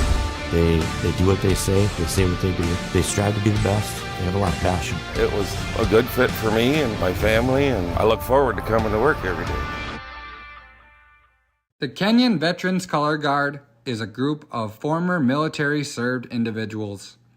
The Kenyon Color Guard has been a staple for the Kenyon community and has been essential in KW athletic and school activations where the group volunteers to honor not only their past, but those who have fallen and gave the United States their all. The Color Guard stands for Our Fallen Comrades in Arms and fosters a sense of pride for our nation. Stop by their tremendous statue and honor their landmarks on the corner of 2nd Street and 56 in Kenyon, to honor those in the Kenyon community who served and protected our country. Jill Warner with Gold Door Realty is here to help you with all your real estate needs.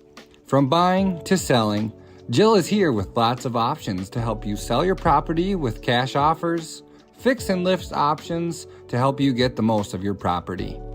Reach out to Jill today at 320-279-3212 or www.golddoorhomes.com. JB's Tavern in downtown Wanamingo is a family restaurant for all of the KW Knights community to enjoy. The family-friendly atmosphere is perfect for a night out with pool tables, arcade games, and outdoor volleyball. JB's provides daily lunch specials throughout the week and their wide variety of seating provides a perfect opportunity to come down and watch Vikings games or even KW games throughout the year.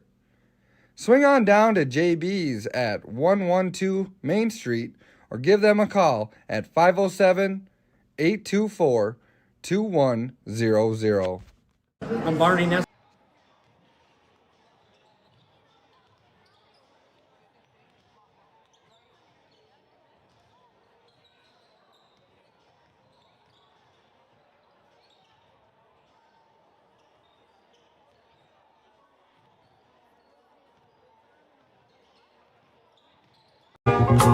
Oh, beautiful,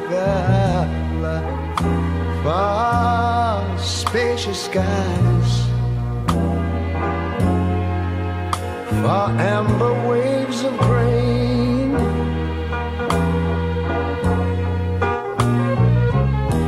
far purple mountain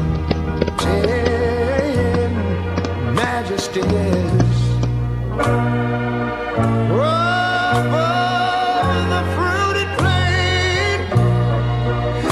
Wait a minute, I'm talking about America, sweet America.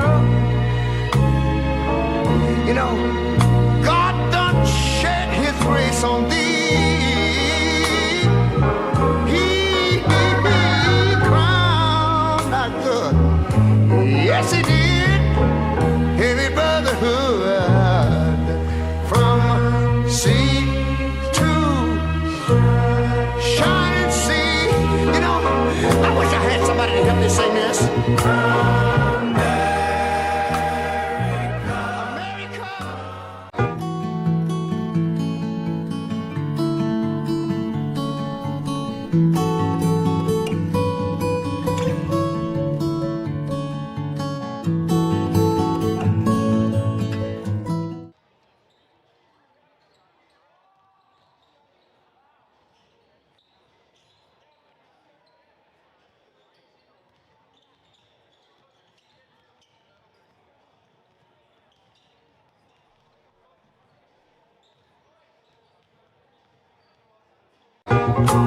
Oh, beautiful, far. Hey, this is Mr. Walling. Thanks for watching the Knights Activity Network. What I really love about Ellington is being family owned. Everybody knows everybody and you feel like you're always part of the team. We've worked Hawaii, Alaska, all over the place. Seeing something different, hanging with the guys, you really get to know everybody a lot more. There's always room to grow here. If you want to move up, the opportunity are here. They do what they say what they do. They strive to be the best. They have a lot of passion. It was a good fit for me and my family, and I look forward to coming to work every day.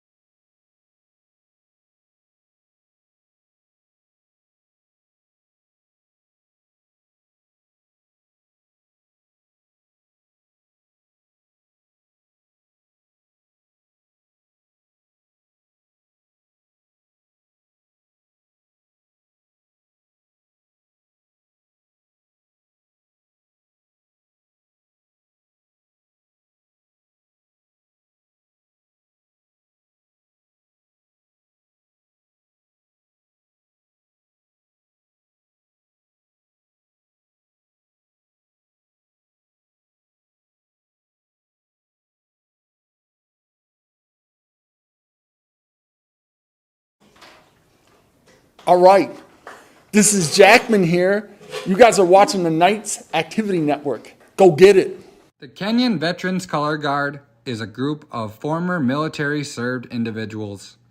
The Kenyon Color Guard has been a staple for the Kenyon community and has been essential in KW athletic and school activations where the group volunteers to honor not only their past, but those who have fallen and gave the United States their all.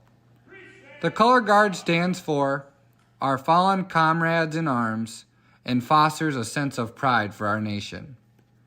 Stop by their tremendous statue and honor their landmarks on the corner of 2nd Street and 56th in Kenyon, to honor those in the Kenyon community who served and protected our country.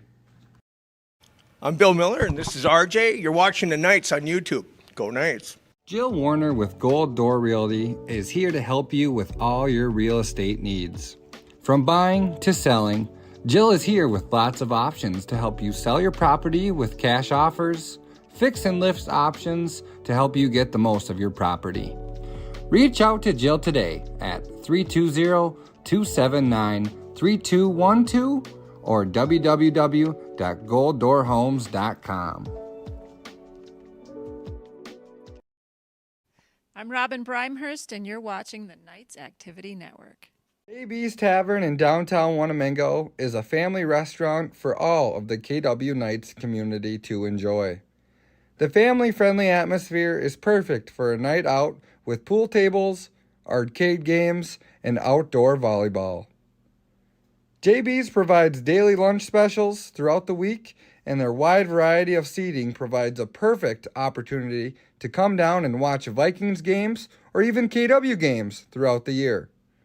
Swing on down to JB's at 112 Main Street or give them a call at 507-824-2100. I'm Barney Nesseth. I'm a proud sponsor of the Can. Go Knights. I'm Cheryl Dahl, and you're watching the Knights Activities Network. Overby Farms have been a long-time family farm in between the Kenyon and Wanamingo communities for generations. Ryan Overby, alongside his family, Roger, Lisa, and Nick, are proud farmers and supporters of the Kenyon-Wanamingo School District. Ryan, a 2009 KW graduate, enjoyed participating in KW athletics, as well as being a fantastic coach to youth basketball and Knights programs. Trust me, I speak from experience. Overby Farms, great farmers and Knights supporters. Hi, I'm Sarah Ohm, and you're watching the Knights Activity Network. The Kenyon Snowdrifters organization is filled with a committed group of individuals that wants to provide the best and safest trails possible for the Kenyon community and out-of-town riders to enjoy. Whether you have a 2026 Polaris 650 or a 70s snowmobile that needs lots of work, the Kenyon Snowdrifters will have a trail for you. The group works hard to prep the trails during all months of the year, so once the snow sticks around, they are ready to ride.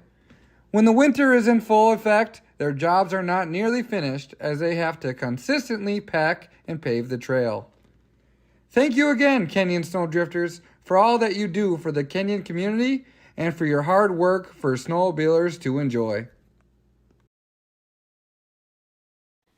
I'm Stacy Quam, and you're watching The Can. Angie's in downtown Kenyon is your hub for all things food and beverage in town.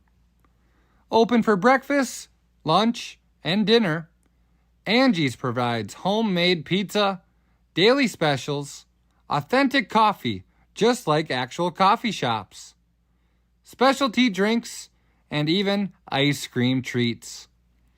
Angie's has a great customer service staff that is ready to prepare and serve you with excellent tasting food and drinks. Stop on by at Angie's Tuesday through Saturday, 7:30 a.m. to 7:45 p.m. and 8 a.m. to 5:30 p.m. on Sundays.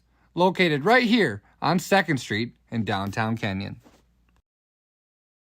Mary's Rustic Rose on 2nd Street is your one-stop shop for all your floral needs. Mary is open 10 to 2 on Mondays, 9 to 5 Tuesday through Friday, and 9 to noon on Saturday. From everyday arrangements to large events, The 1997 KW graduate is here for all your needs. In addition to her floral sales, Mary has a wide selection of gift options. Highlighted gifts in her shop are jewelry, tea, candles, lotion, and honey. You can visit her website at marysrusticrose.com. Reach out to Mary today.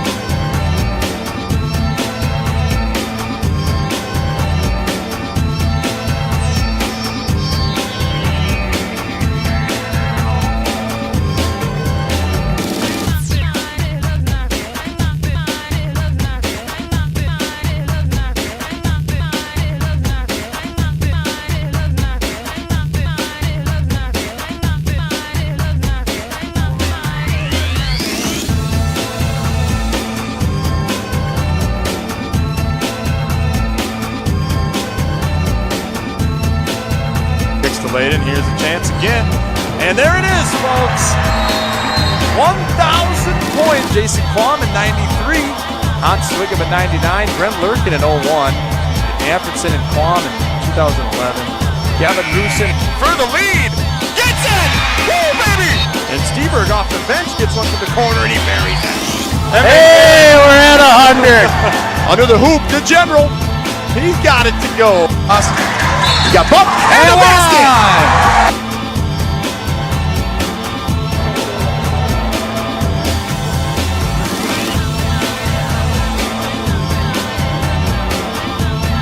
Have a lot of fun, play great D, it'll help you take care of the rest of it. The Kenyon-Wanamingo Knights are the state class AA champions.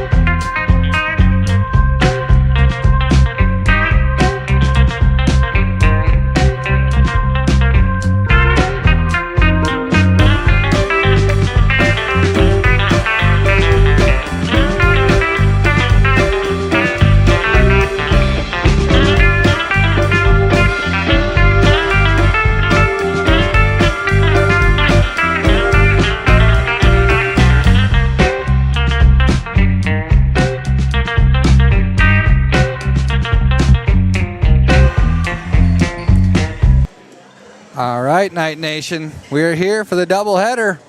Take a look at the old Kenyon High School monument. Nice little landmark we got there. Feel free here in Kenyon next time to check that out down in the old school. We're going to go back to the action here as we're underway almost.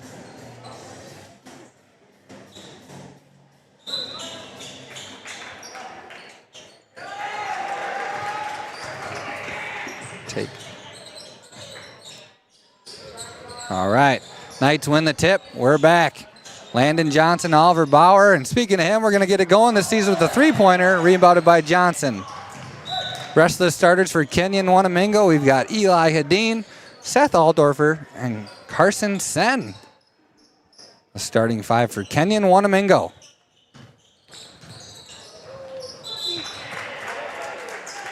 One sophomore and 4 juniors.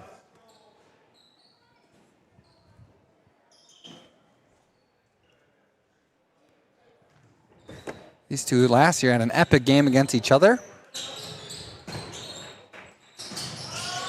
We're looking for something similar here. Nice job there by Landon Johnson. A loud energy here at the Castle for game number 2. Hadeen on the outside. Finds Bauer in the corner. Bauer and Hadeen probably going to do a majority of the shooting and scoring this year for Kenyon-Wanamingo. Landon Johnson, and we'll see who else gets in the mix. Seth Aldorfer puts up a 3. That one no good. Good job by Carson. And he'll get a hold. Brent Lurkin likes that.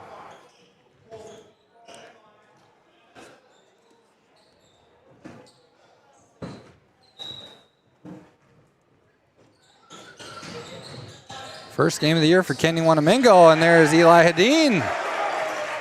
Nice little corner shot there for the sophomore. Eli battled some injuries this fall. Had a little similar one early on in this season in practice, but nothing serious. Dean tried to make a tough pass between 2 Cardinal defenders. No good. So that one's going to be stripped.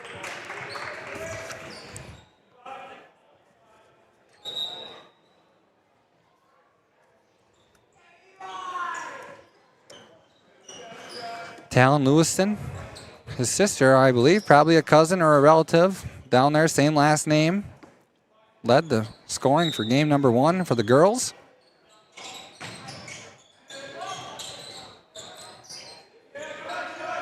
Screen here. A couple good-sized boys for Lewiston. Not Lewiston, excuse me, Leroy-Ostrander. Able to corral. There's Bauer with a little runner off the left side, unable to get it. Carson stepping through. Seth trying to get a jump ball, but doesn't. Number 2, that's Hungerholt.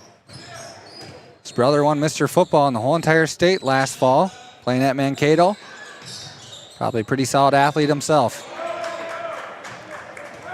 Last year, Kenyon-Wanamingo 13-14 on the season as they lost by 7 points down in Fillmore Central, first round of the playoffs. And Leroy-Ostrander last year, 13-14. So a couple 500 teams looking to improve. Both in Section 1A. Eli Hadeen's 3 no good.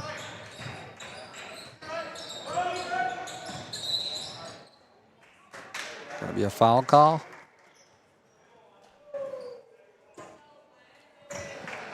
That's Oliver Bauer.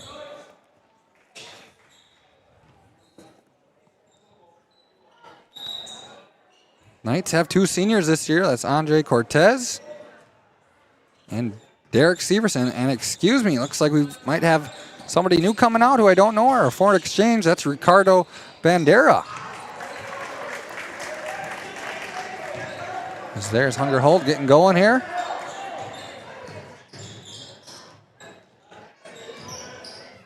Two here at the Castle. Landon Johnson from deep.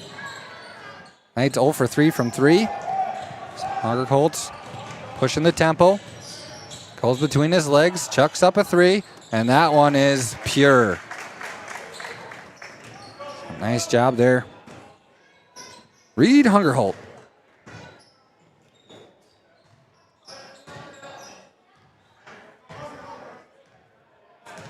Bauer slows it down. Leroy-Ostrander in a 2-3. Big post in the middle, taking up a lot of the lane with his wingspan. He gets the rebound. That's number 42, Tyler Fairlinger. Knights, the man, they switch. Lewison skips it over, gets tipped by Carson. Tough angle there. And jump ball possession will stay with the Cardinals. Sub coming in, number 44. John Bradley, sophomore, coming in for Tyler. That's kind of a 1-2 combo, and you can sub a player with some good size and get just as good of size, if not better. Has a nice pick and roll there. Will be good. So John Bradley, the sophomore. Want to shout this out? We're looking for participants.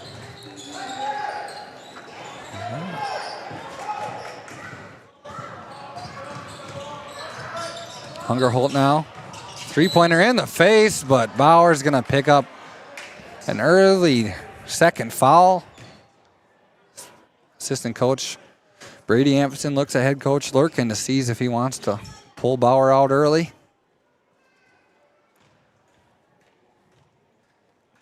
Well, we got a second. Just got a piece of paper. We're going to read it off here. A little shout out to save the date. This is for Kenyon-Wanamingo High School, and we're going to do a talent show. So a fundraiser for the school theater program featuring singing, dancing, comedy by current students, alumni, school staff, and community members. The high school one-act play select students from the high school speech team are included. That's January 16th at 7 p.m. Tickets will be at the door. It will be about 80 minutes. General seating. Please contact Hannah Johnson or Randy Hawkinson. So that should be a fun talent show. Bauer stays in. Now we're out top to Johnson. That three-pointer a little short. Aldorfer getting the rebound. Jump shot right where he got it, and that's good. Nice shot there by Seth after getting his own rebound. Knights in a little press. Knights, if they're going to win ball games this year, they have to be aggressive. They've got to do it all. Steals, create turnovers for themselves. And number 12, Grayson Stockdale buries another three. So early on in this game, already 2 3-pointers made for Leroy-Ostrander. Fun to be back at the Castle broadcasting boys basketball. Girls off to a 2-1 start. 2-0 at home. And Oliver Bauer homes that one in. 7-11. The Castle can be your pit stop. Next Kenyon-Wanamingo home activity game, and we've got a lot of them coming up. Games on Tuesday, Thursday, and Friday. And it looks like that's going to be a 30-second timeout, which is going to give us a second to look at this video recap from last time we played Leroy-Ostrander and Kenyon-Wanamingo. It's time now, Night Nation, that we flash it back to one time when Leroy-Ostrander made their trip to the Castle in Kenyon, and we reflect on an honoration we had that night when Micah Johnson returned to the court. Micah Johnson was in a car accident during the fall football season and later battled his way back so that he can come out and play his senior game here at the Castle. And as you can see, the Knights and Leroy-Ostrander Cardinals had a great honor and tribute for him as they got going with the basket and then had Micah Johnson get some points for his senior year after all he dealt with. Micah has since been thriving as he has gotten married. All right, we're going to show that again, but that was just a brief moment when Leroy-Ostrander and Kenyon-Wanamingo played as Bauer buries a three when we honored Micah Johnson, who had a successful recovery from his accident. So great sportsmanship between both of these school districts for that to happen. And we'll play that video again around halftime. Knights right back into it now. Bauer taking it across. Good job by Carson trying to get a rebound.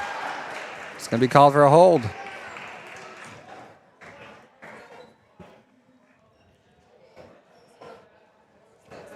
Oliver Bauer, of course, like a lot of these guys, plays basketball. Well, the starting five, they all were playing basketball all fall. As there's Aldorfer. Knocks it in. It's Carson Sen, the only first six guy in the rotation to be out for a fall sport. So these guys are locked in on basketball. Turnover for Kenyon-Wanamingo. That's forced by Carson, and he gives it right back up. 13-11. Kenyon-Wanamingo with an early lead. And I think this is going to be a pretty even matchup here tonight at the Castle. Inside now to the corner. That one a little long. He gets his own rebound. No good, but there's 44. Good block by Hadeen.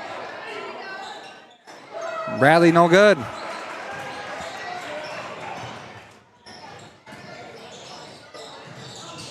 Little give and go action there between Johnson and Bauer, but that one's ripped by Bradley. Hungerholt off and running. And Seth gets a block. Good job by Seth. Good body position. Derek Severson going to come in, and Andre Cortez, both seniors. The last time stepping onto the court for the first time of the season for them too. These two guys played a lot of JV the last few years and did some great things and gave some good varsity minutes as well when they needed. Looking to have a good senior year leading this young squad. So that one's tipped, and it's going to be Kenyon-Wanamingo ball.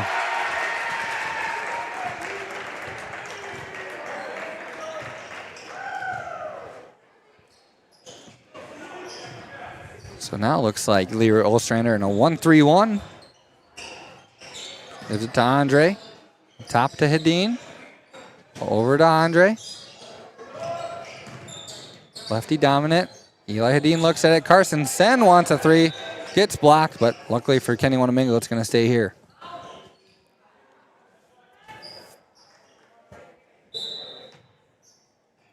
Altdorfer finds Cortez in the corner. That one gets tipped as well, but right to Hadeen.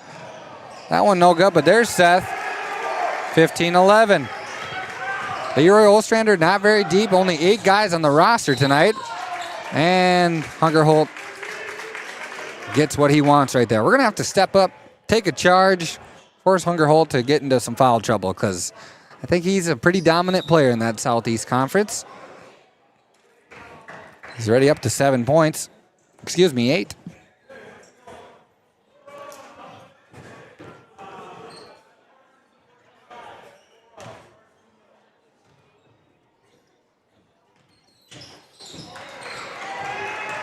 Rebounded by Leroy-Ostrander. That three is a little long. Long tip, and Andre, 1-on-2, goes to his left. Trailing is Hadeen. Hadeen now attacks the middle. Gets a travel call. Eli Hadeen thought he could do a step through, and another Cardinal defender got in his way and caused the extra step. Knights showing a press. Making them earn it. Time to trap that corner. Nice step through there by Hungerholt, but no good. 4 Knights defenders in his face for that layup. Like seeing that. Hadeen out to the right side. His layup no good, but there's Carson. So, first game of the year, you can tell maybe with a few missed bunnies that Coach Lurkin liked back. Rebound there by Andre. Good lead pass. And Eli Hadeen gets the and one. So great job there by Eli Hadeen using his body control, slowing it down to his pace. 17-13. Oliver Bauer with 2 fouls, checking back in at the 9:59 mark.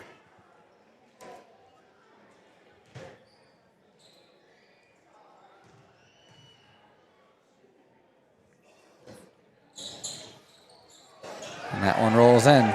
Nice job by Ben Dirks with that camera angle, producing this game number 2.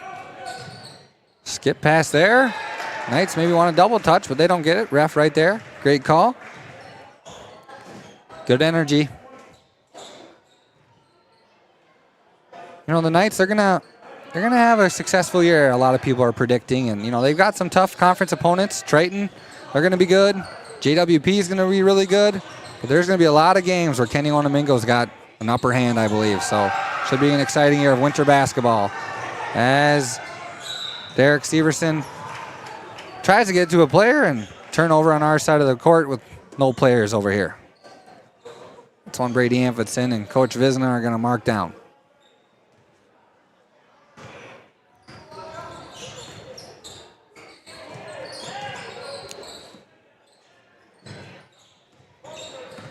Leroy-Ostrander going with the smaller lineup. Both their bigs out. Good contest defense there by Severson. Nice little spin around move. He was surprised himself. That's Jaden Smith. Jaden Smith wearing 2 different colored shoes on, as Oliver Bauer's 3 is no good.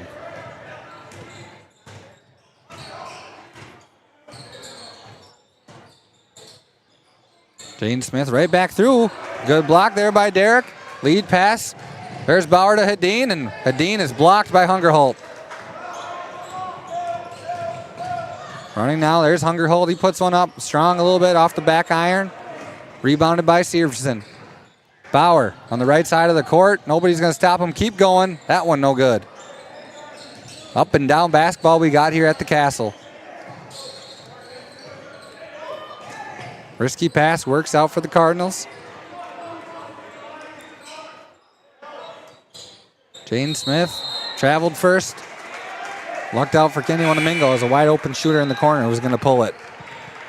As Landon Johnson comes back into the game, and now Jaden Carroll coming in for the first time this season.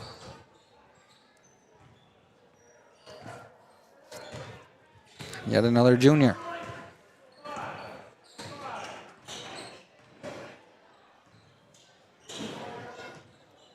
Set play now for Coach Lurkin's team. Little alley-oop pass. Ooh. It was there. I like the setup. One for the back later on this year. It's always fun to have a player who can alley-oop dunk that. KW, we've only had a couple who could slam it. Joe Evert, Paul, and that might be about it. Knights retain possession. Oh, Jordan Ryan, he was good for a dunk too. Sorry about that, Jordan. Rebounded there by Leroy-Ostrander. 18-15. Knights have the lead.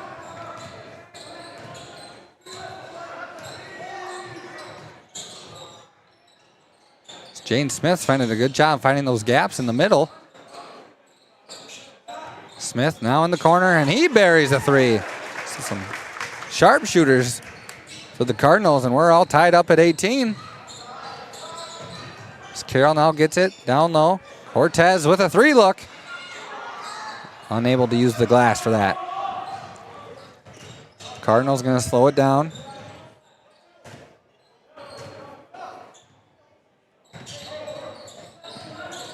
Bradley with a high screen. Down low. No kick.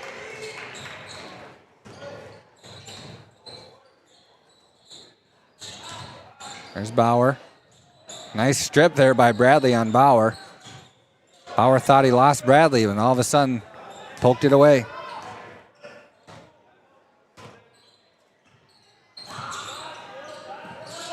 Knights looking like they're going to try to trap inside to Bradley.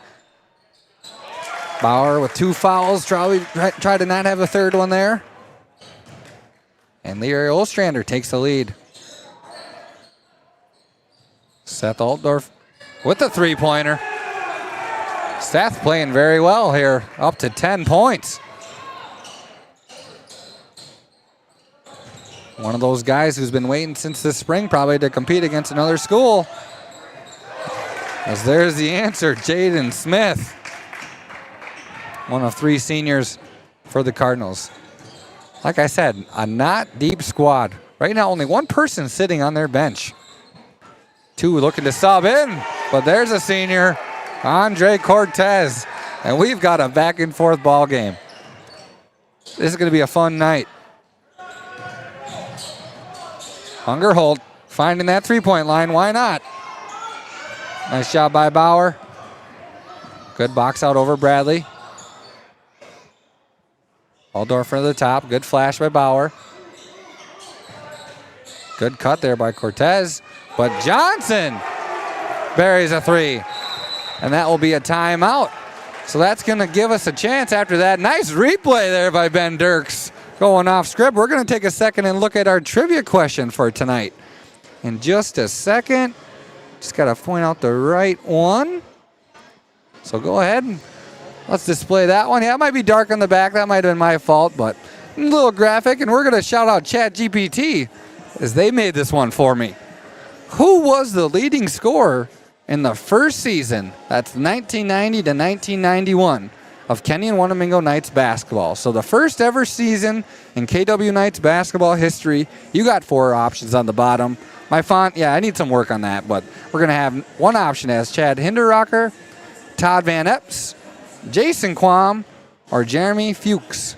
So go ahead and send in your guesses. There's the question. Who was the leading scorer after the first season concluded in Kenyon-Wanamingo Knights history? And they could claim to fame for a whole year that they were the all-time leading scorer in school history. There's your 4 options on the bottom. Feel free to send in your answers. We'll have that at halftime.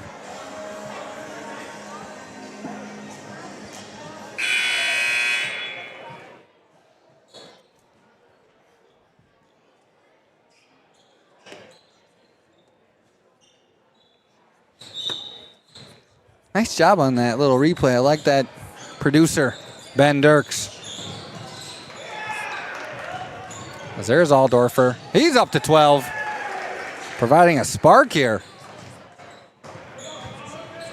29-23. Good interception by the safety for Kenyon-Wanamingo.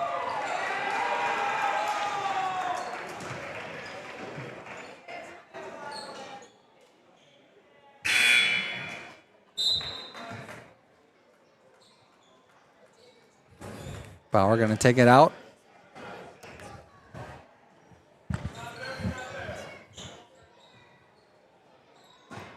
Section 1A game here. Knights looking to make some noise in Section 1A. Blooming Prairie, Goodhue, and Rushford Peterson, 3 of the top 4 teams in the section last year, all bumping up to 2A. And Southland losing 5 of their starters. They are the other team who started. So the section is wide open. Good block there by Leroy-Ostrander.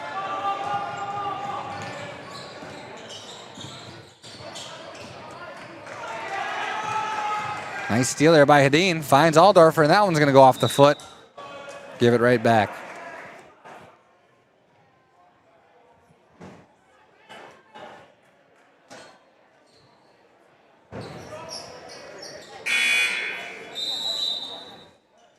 Sub coming in, that's Carson. Coming in for Aldorfer, who's just done a great job here early on in this first half. Giving him a little quick breather, but I'm sure he'll be back in shortly with how he's been playing. There's Carson scrapping. Excited to see Carson take a big jump as well. He's been a really fun player to watch develop the last couple of years on the C squad and JV levels, and now's his time as a junior. So Knights just going all over the place. Is good pass and stride. There's Bauer with a little teardrop layup. 31-23, Knights off for their biggest lead of the season and I would say, of the game.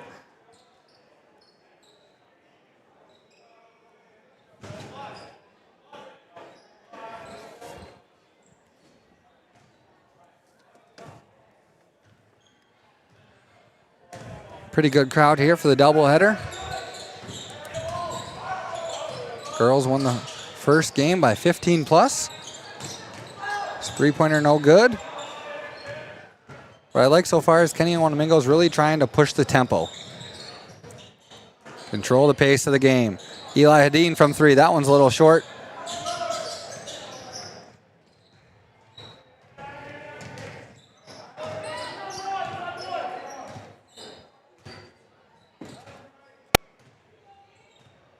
Thanks to Jonah Breyer as well for helping us out with the camera. Hungerhold finally stops a little run by Kenyon-Wanamingo. Gets it within 6. Johnson to Hedin. Hedin tried to find a gap. Slow down. Johnson at top of the key. And his three-pointer's good. Landon Johnson, couple threes already. And that shot was pure. Hungerhold shot no good. Rebounded by Hedin. Nobody's picking him up. Good little dribble and dish. Bauer gets it to fall. Double digits already for him. He's up to 10. Stolen by Carroll. Lob pass to Johnson, and that is pretty. Jaden Perrell with a nice touch. We're going crazy on the replays. This one deserves it. Jaden Carroll, steal floater over the top.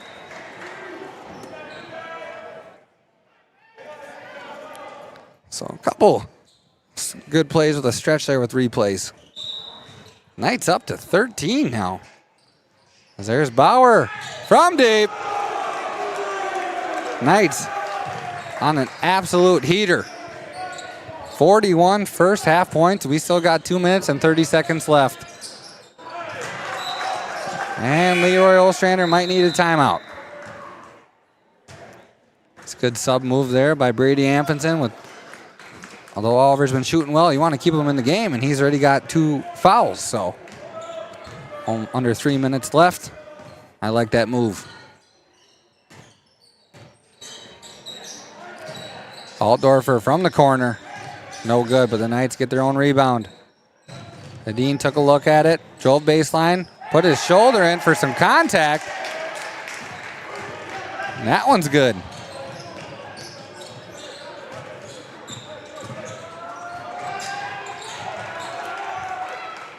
Turned over now. Kenyon-Wanamingo gets the ball again. Nadine, 4-3, no good. And these Cardinals players are tired.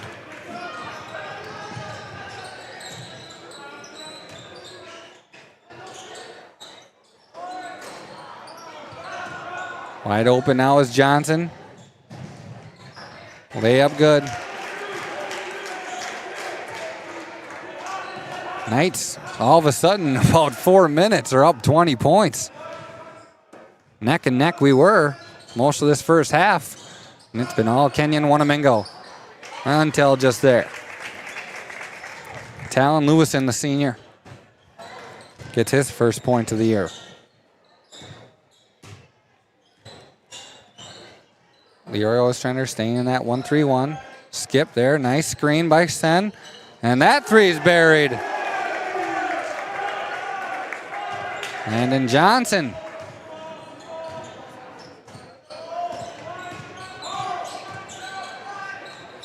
Tough shot there by Hungerholt, but he's going to draw the foul.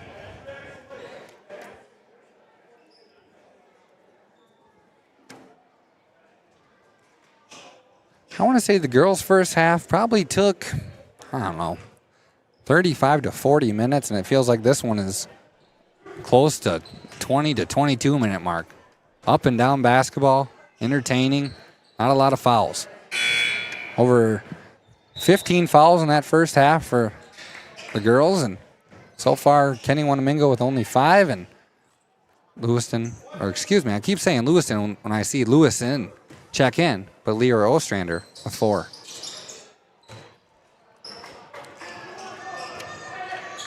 Johnson pushing the pace. There's Hadeen. Little step through. Gets it to go. Hungerhold dribbling it to the corner. He's fading away. Rebounded by Hadeen. Nice pass there by Carson. Collected by Carson. Good pass by Hadeen, 52-28. Kenyon-Wanamingo boys right now are just playing fantastic basketball. Sharing the rock. More importantly, making the shots they take.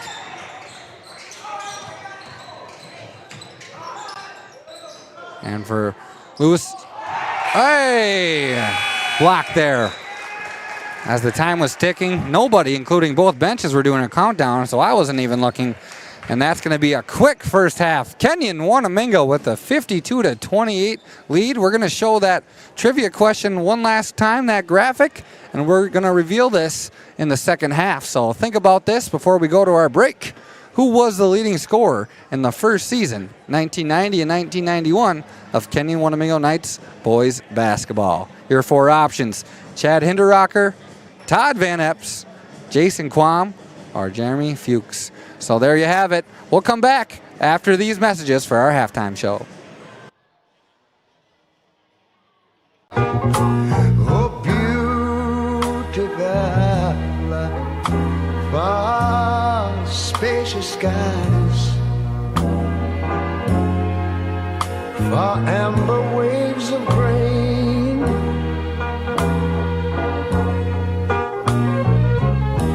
far purple mountain majesties, over the fruited plain. But now wait a minute, I'm talking about America, sweet America. You know, God done shed his grace on thee. He crowned thy good. Yes, he did. Heavy brotherhood from sea to shining sea. You know, I wish I had somebody to help me sing this.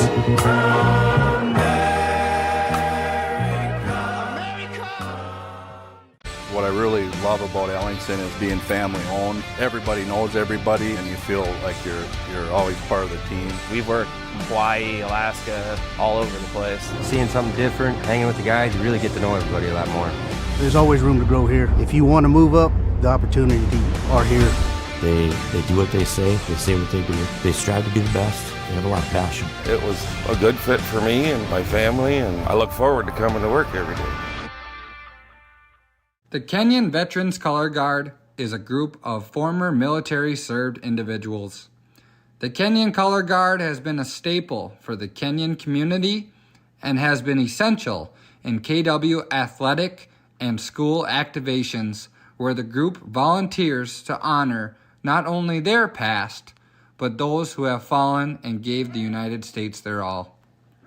The Color Guard stands for Our Fallen Comrades in Arms and fosters a sense of pride for our nation. Stop by their tremendous statue and honor their landmarks on the corner of 2nd Street and 56 in Kenyon, to honor those in the Kenyon community who served and protected our country. Jill Warner with Gold Door Realty is here to help you with all your real estate needs. From buying to selling, Jill is here with lots of options to help you sell your property with cash offers, fix and lift options to help you get the most of your property. Reach out to Jill today at 320-279-3212 or www.golddoorhomes.com. JB's Tavern in downtown Wanamingo is a family restaurant for all of the KW Knights community to enjoy. The family-friendly atmosphere is perfect for a night out with pool tables, arcade games, and outdoor volleyball. JB's provides daily lunch specials throughout the week, and their wide variety of seating provides a perfect opportunity to come down and watch Vikings games or even KW games throughout the year. Swing on down to JB's at 112 Main Street or give them a call at 507-824-2100. I'm Barney Nesseth. I'm a proud sponsor of the Can. Go Knights. Overby Farms have been a long-time family farm in between the Kenyon and Wanamingo communities for generations. Ryan Overby, alongside his family, Roger, Lisa, and Nick, are proud farmers and supporters of the Kenyon-Wanamingo School District. Ryan, a 2009 KW graduate, enjoyed participating in KW athletics, as well as being a fantastic coach to youth basketball and Knights programs. Trust me, I speak from experience. Overby Farms, great farmers and Knights supporters. The Kenyon Snowdrifters organization is filled with a committed group of individuals that wants to provide the best and safest trails possible for the Kenyon community and out-of-town riders to enjoy. Whether you have a 2026 Polaris 650 or a 70s snowmobile that needs lots of work, the Kenyon Snowdrifters will have a trail for you. The group works hard to prep the trails during all months of the year, so once the snow sticks around, they are ready to ride. When the winter is in full effect, their jobs are not nearly finished as they have to consistently pack and pave the trail. Thank you again, Kenyon Snowdrifters, for all that you do for the Kenyon community and for your hard work for snowmobilers to enjoy. Angie's in downtown Kenyon is your hub for all things food and beverage in town. Open for breakfast, lunch, and dinner, Angie's provides homemade pizza, daily specials, authentic coffee, just like actual coffee shops, specialty drinks, and even ice cream treats. Angie's has a great customer service staff that is ready to prepare and serve you with excellent tasting food and drinks. Stop on by at Angie's Tuesday through Saturday, 7:30 a.m. to 7:45 p.m. and 8 a.m. to 5:30 p.m. on Sundays. Located right here on 2nd Street in downtown Kenyon. Mary's Rustic Rose on 2nd Street is your one-stop shop for all your floral needs. Mary is open 10 to 2 on Mondays, 9 to 5 Tuesday through Friday, and 9 to noon on Saturday. From everyday arrangements to large events, the 1997 KW graduate is here for all your needs. In addition to her floral sales, Mary has a wide selection of gift options. Highlighted gifts in her shop are jewelry, tea, candles, lotion, and honey. You can visit her website at marysrusticrose.com. Reach out to Mary today. The Kenyon Mary's Rustic Rose on 2nd Street is your one-stop shop.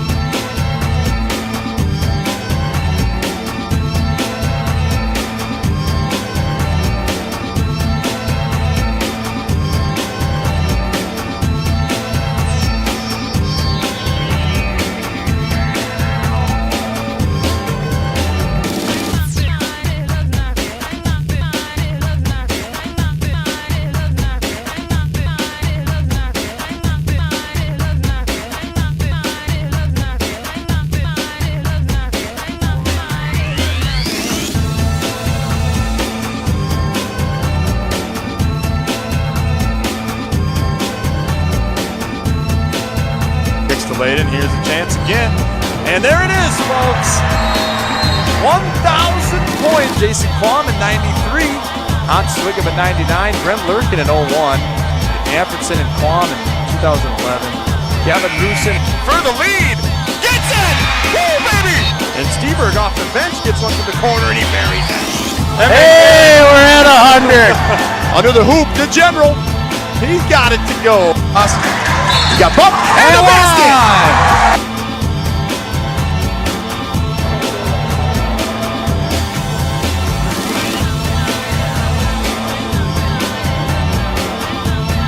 Have a lot of fun, play great D, and it'll help you take care of the rest of it.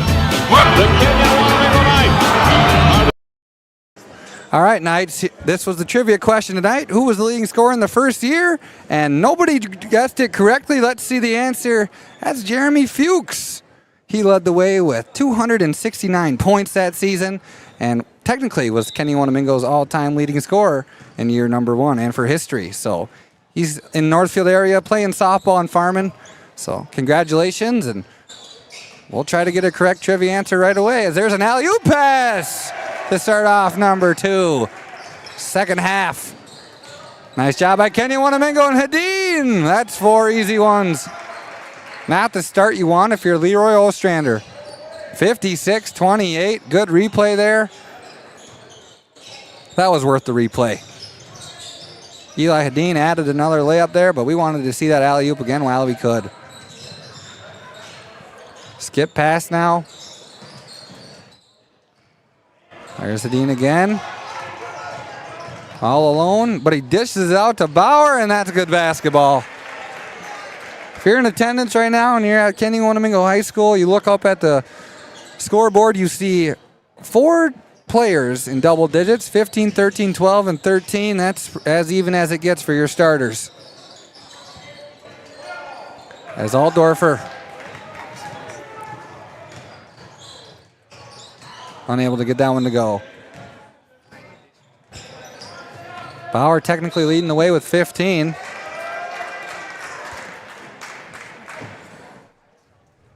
Altdorfer adding 12. Hadeen and Johnson with 13 apiece. If the Knights can do this season, we're going to be in great shape. 4 to 5 guys in double digits. Good defense. We're going to win a lot of basketball games. It's Hadeen. Fadeaway jumper.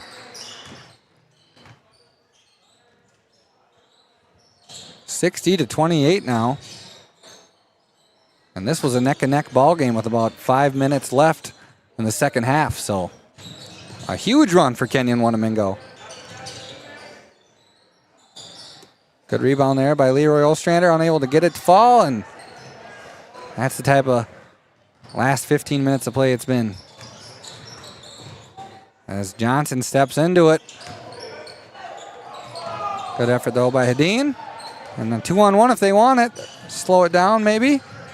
There's Smith in the corner, and he's got a pretty good shot as well.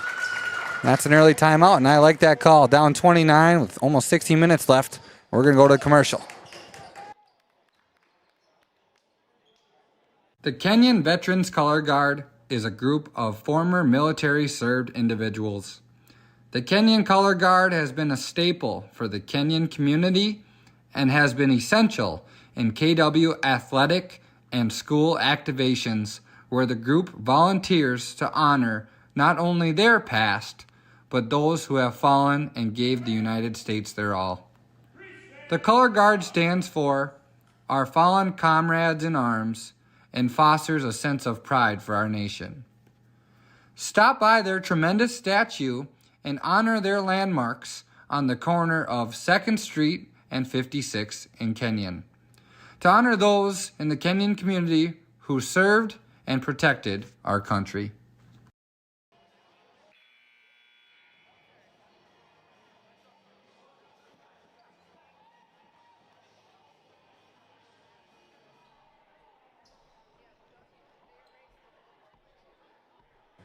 All right, we're back. 60-31 in favor of the home team here at the Castle. A lot of excitement for this year's boys team, and they're starting to show you why here. Good flash there by Bauer. Back to Carson. Risky pass, but Hadeen takes a couple dribbles, finds a spot, a little short. Out to number 5, Mason Jansen for Leroy-Ostrander, but there's Carson Sen. The lefty going with the right hand, unable to get it to fall, but he'll go to the line. Last couple of years, he's been a really solid free throw shooter. I'm excited to see who's going to be the best guy on this year's varsity squad.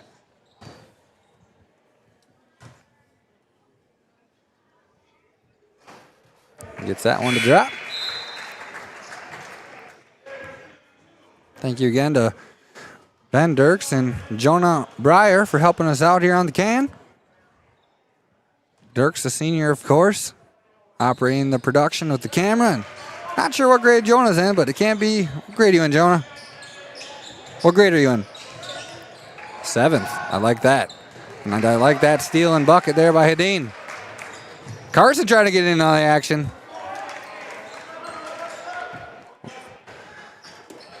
I think Leroy-Ostrander, they don't only have 8 guys on the varsity team. They're running up and down with Kenyon-Wanamingo, and some of their passes are starting to show that. They're getting fatigued, not very strong.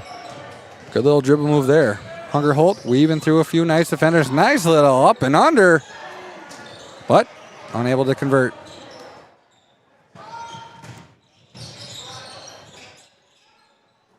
Bauer and Hedin for Kenyon-Wanamingo both play a lot of AAU basketball, so they've been playing all summer long. 19 points now for Eli Hedin. Hungerholt gets to draw a foul and puts that one in.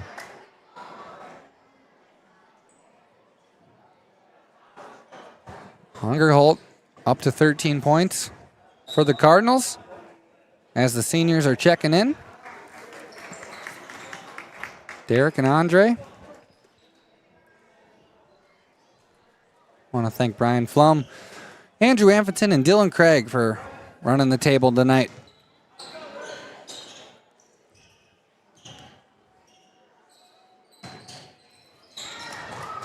Hungerholt's free throw's good.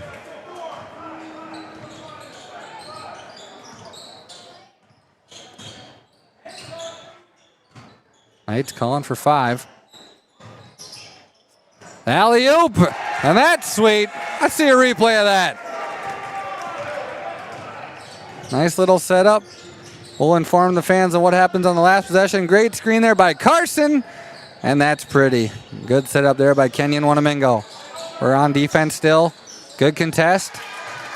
Nice job on that replay, Ben. And that's fun basketball. 68-36. Here with still 14 minutes to go. Johnson to Aldorfer. Over to Cortez. The lefty favors his size on a runner. Hopefully he's all right.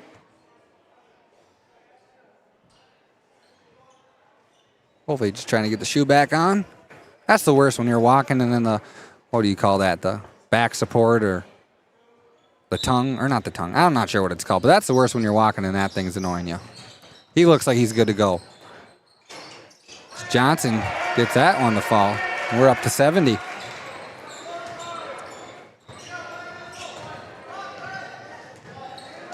Hungerholt looking for a screen from Bradley.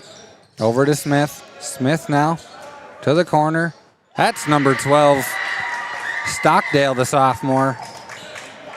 His second three-pointer of the night. 1 hour and 15 minutes, the difference between these two school buildings. As both the boys and girls team from Leroy-Ostrander made the trip to Kenyon tonight. Johnson no good on that shot. Hungerholt, surprised he didn't pull that one. Little hezzy. No good, and a nice one-handed pass. That's the lefty. Going right-handed. Getting the bucket to be good. Couple subs on the table for Kenyon-Wanamingo.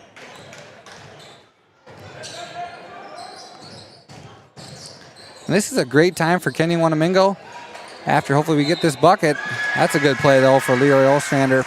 This is a great time for Kenyon-Wanamingo. You're up 31 points.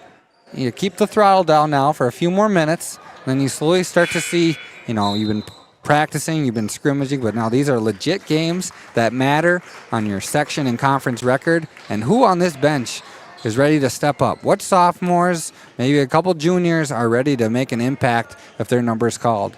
So far, like what we've seen so far in the rotation, but you can never be too deep when it comes to sports. Knights 72, Leroy-Ostrander 42. Good flash by Bauer. Stop, pop, turn the shoulder. Good. 15 points for Oliver Bauer.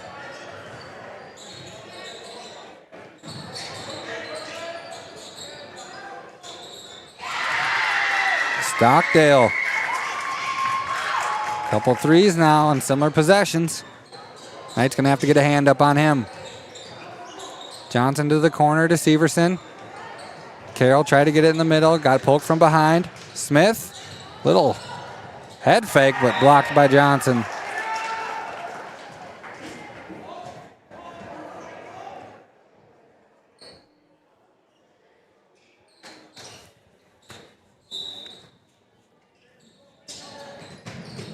Good tip there by Derek Severson on the inbound.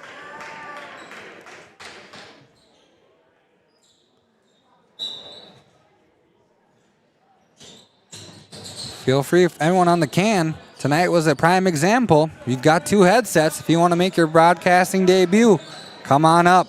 Promise we have a little bit of fun up here, and we don't judge. Plenty of games this winter if anyone wants to join. Back to the action here, 74-45. Jaden Smith draws the foul.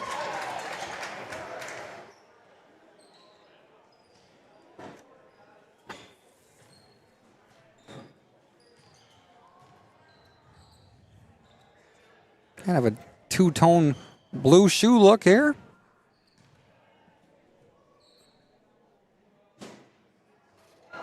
He gets it to go.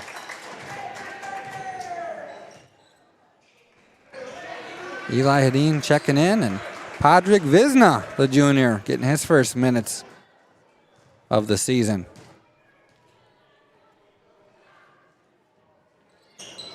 Padraig, the 9th guy to get some minutes here for Kenyon-Wanamingo. Carroll finds Bauer. Like to see some screens. A lot of guys just standing. There's a nice screen. Gets Derek a 3-point shot. Little long, but rebound by Padraig. Makes a nice move. He gets on the board. First 2 points of the season for number 2.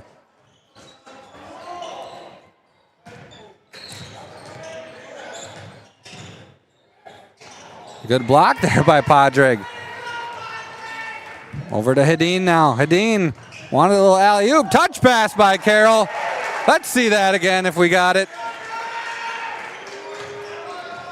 Padraig, run and gun, hits it to Hedin. Hedin, Bauer, little tap, and that's an assist. Hockey assist too for Eli Hedin.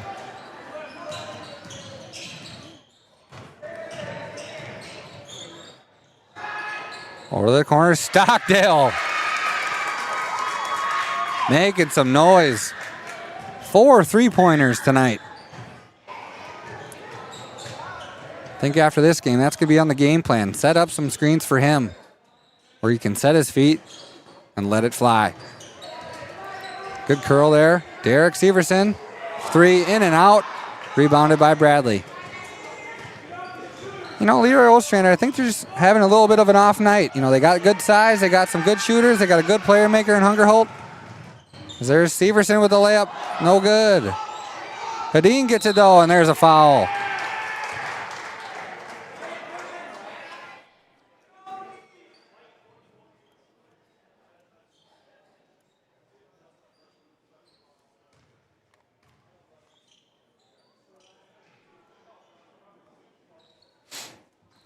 Eli Hedin at 19.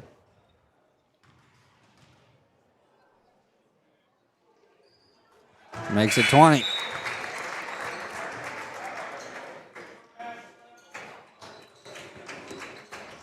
Some subs coming in now. Leroy-Ostrander. Knights keeping their crew in.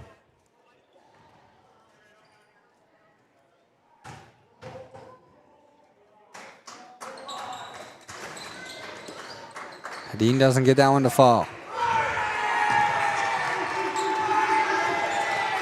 Good job by the fan section. Riley Growth must have had a great preseason in practice, proving himself. The fans love it. He hasn't even stepped in yet.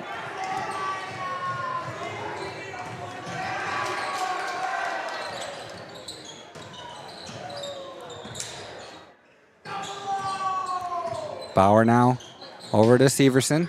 Severson skips it to Carroll. Carroll skips it over to the corner. There's Padraig. Sets his feet. 3 hits the apparatus. turn the ball over. Riley Groth checks in for Derek Severson.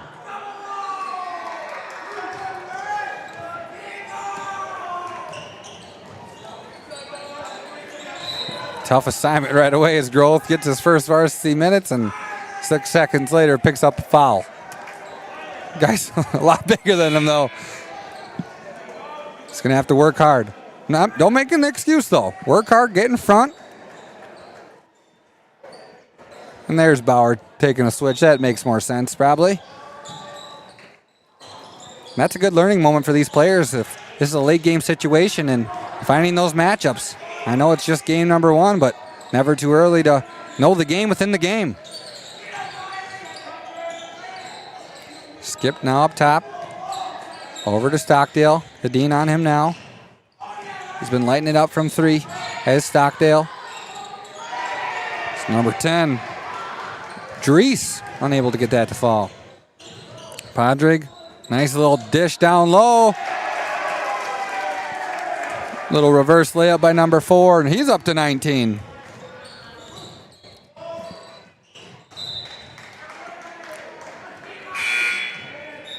Landon Johnson coming in.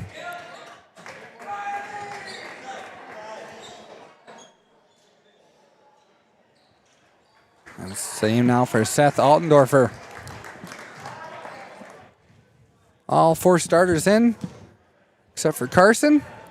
Eli Hedin with 20 points. Oliver Bauer with 19.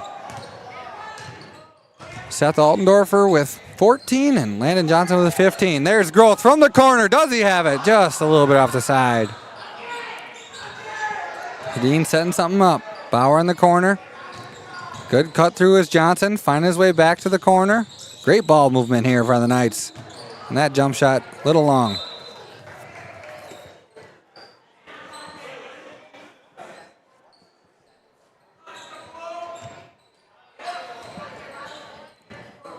Stockdale and Hungerholt leading the way for Leroy-Ostrander. And with just 8 guys, I'm not sure if they have some sickness or what the situation is. Low numbers maybe is just the main problem, but in these weeks when you got 3 to 4 games a night, or a week, excuse me, in basketball during the season, they're going to have to limit and spread the time as best they can. Good little pass there by Bauer as he finds Seth Altendorfer.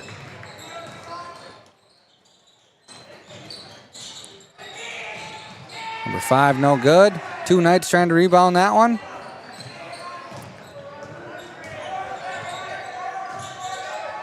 There's Groth. Nice little pass.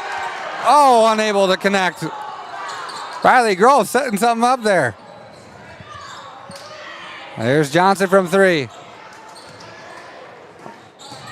Oliver Bauer took his time getting up, and it worked out for him, unless that shot.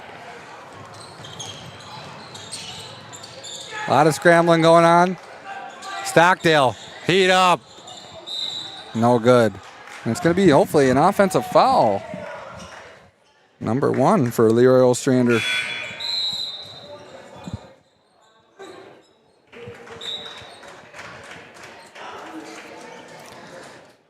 Gotta like what you're seeing here if you're Kenyon-Wanamingo. Under 7 minutes left, already 83 points. Jeez. Like to see our percentage shooting. For the game total, we got to be almost 60 plus, 65 even.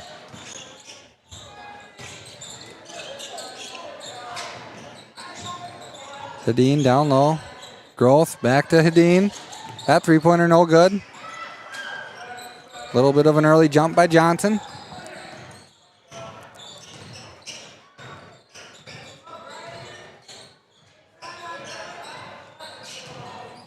Hungerholt. Good move. He just called out, said, let me get some space. Let me create something here. And that's exactly what he did. He's a nice player. That one's stripped down. Hungerholt wide open.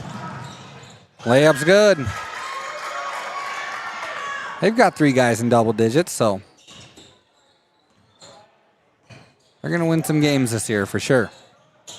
Hopefully it's not against us if we meet up with them in Section 1A playoffs. That's almost three months away, though. We got a long time until then, as Altdorfer is going to go to the line.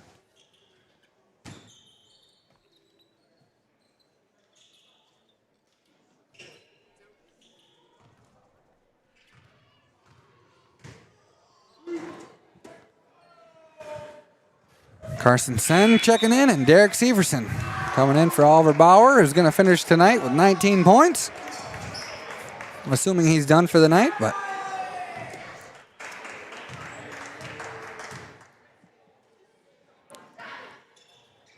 and Seth gets that one to go in.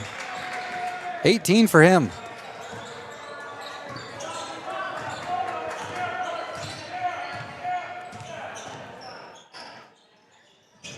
Stockdale, why not? 5 3-pointers for him.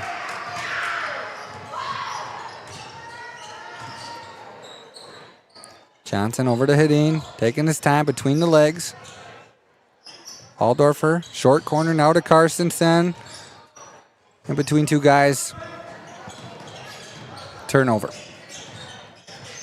Hungerholt now. Up to Smith. Smith to Bradley, making a lot of room for himself. Tipped around and came down by Johnson, but stolen right away by Hungerholt. He had a 2-on-1. Took the difficult shot. Johnson running by himself. Up top, Altdorfer to the corner. Tough pass there by Derek.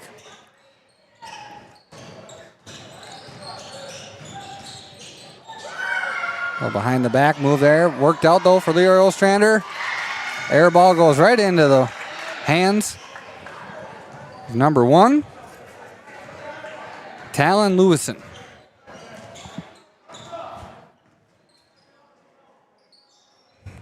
Send. Nice little. I've been liking what they've been doing with that. Get to the guy in the high post. Look to the short corner. Usually got a 2-on-1 or a wide open look. So great vision and IQ with these sets against this defensive scheme. Stockdale from 3. Rebound by Johnson. Johnson's been done a great job tonight with the rebounds. He's got to be up left to 8. Sedin gets it to go up and under.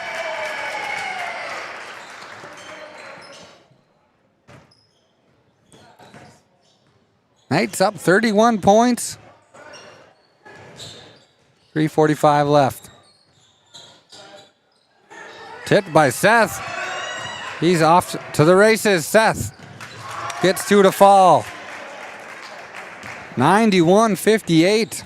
We are creeping on a century mark. We've seen it done before, though, here at the Castle. A couple years ago, we got the 100. It's in the can basketball intro, I know. Nice pass there, just doesn't quite work out. My quote as a broadcaster saying Oliver Bauer's night was done is now replaced. As Oliver Bauer is checking back in. Up 33 points with 3 minutes left.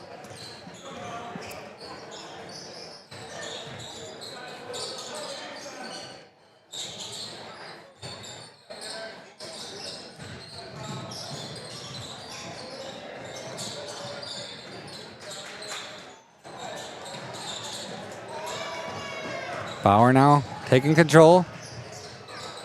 Euro step tipped by Derek. Stripped.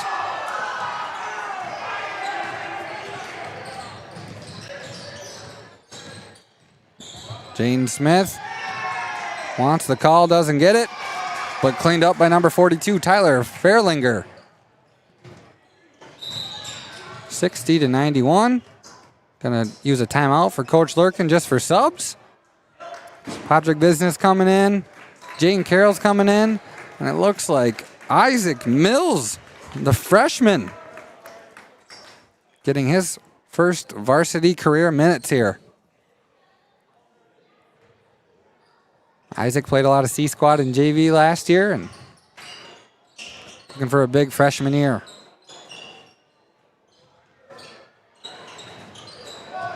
Three-pointer there by Andre, no good, but the Knights get their own rebound, stay across the half-court line. Nice job by Isaac, good idea there. Good job by the seniors there, making something happen. Steverson. Step through there. Visna for three. Off the backboard, no good. Isaac right underneath the hoop, put it up. Podrig gets the roll. 93-60. Under a minute and 35 seconds.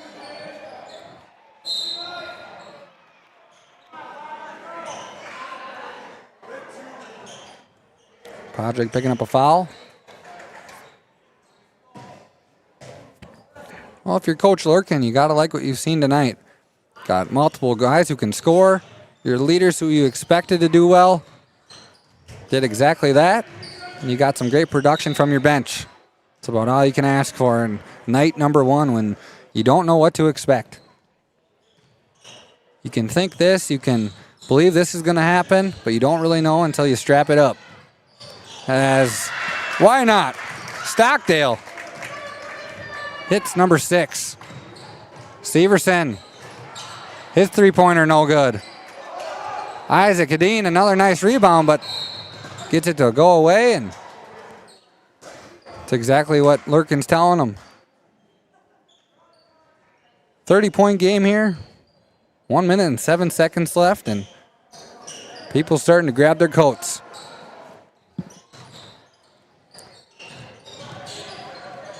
Good steal there by Visna.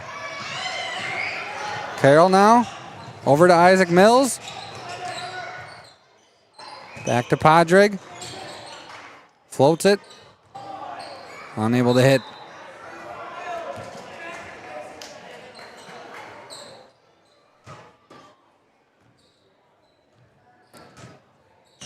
Smith gets across half court. Little lob pass.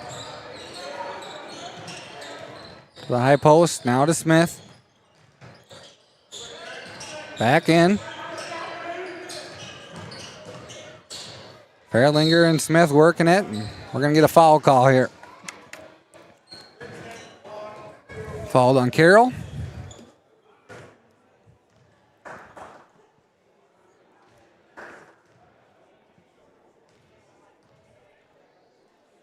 Yeah, excited to see the stat sheet as far as percentages. You know, there was 4 guys in double digits. I don't know, Eli, I think, was the team leader with 22. But I know Seth Aldendorfer was right there with around 20. Same with Oliver Bauer. And Landon Johnson was up to 18, I believe. So 4 guys putting up big numbers. Tough pass there is going to almost work out. We're under the 10-second mark. We'll see if they heave one up. Carroll going to have a foul called.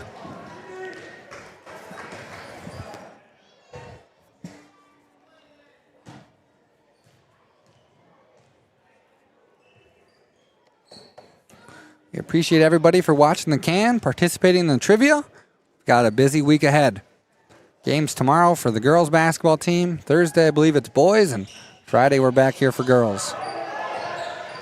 The Knights are going to dribble it out, and that's going to do it. So Coach Lurkin and his 2025-26 boys basketball team gets off to a hot start as they win game number 1 of the season, 93-64. For Jack Belkey and Ben Dirks and Oliver Breyer earlier, this has been The Can. Thank you for watching. We'll see ya. All right.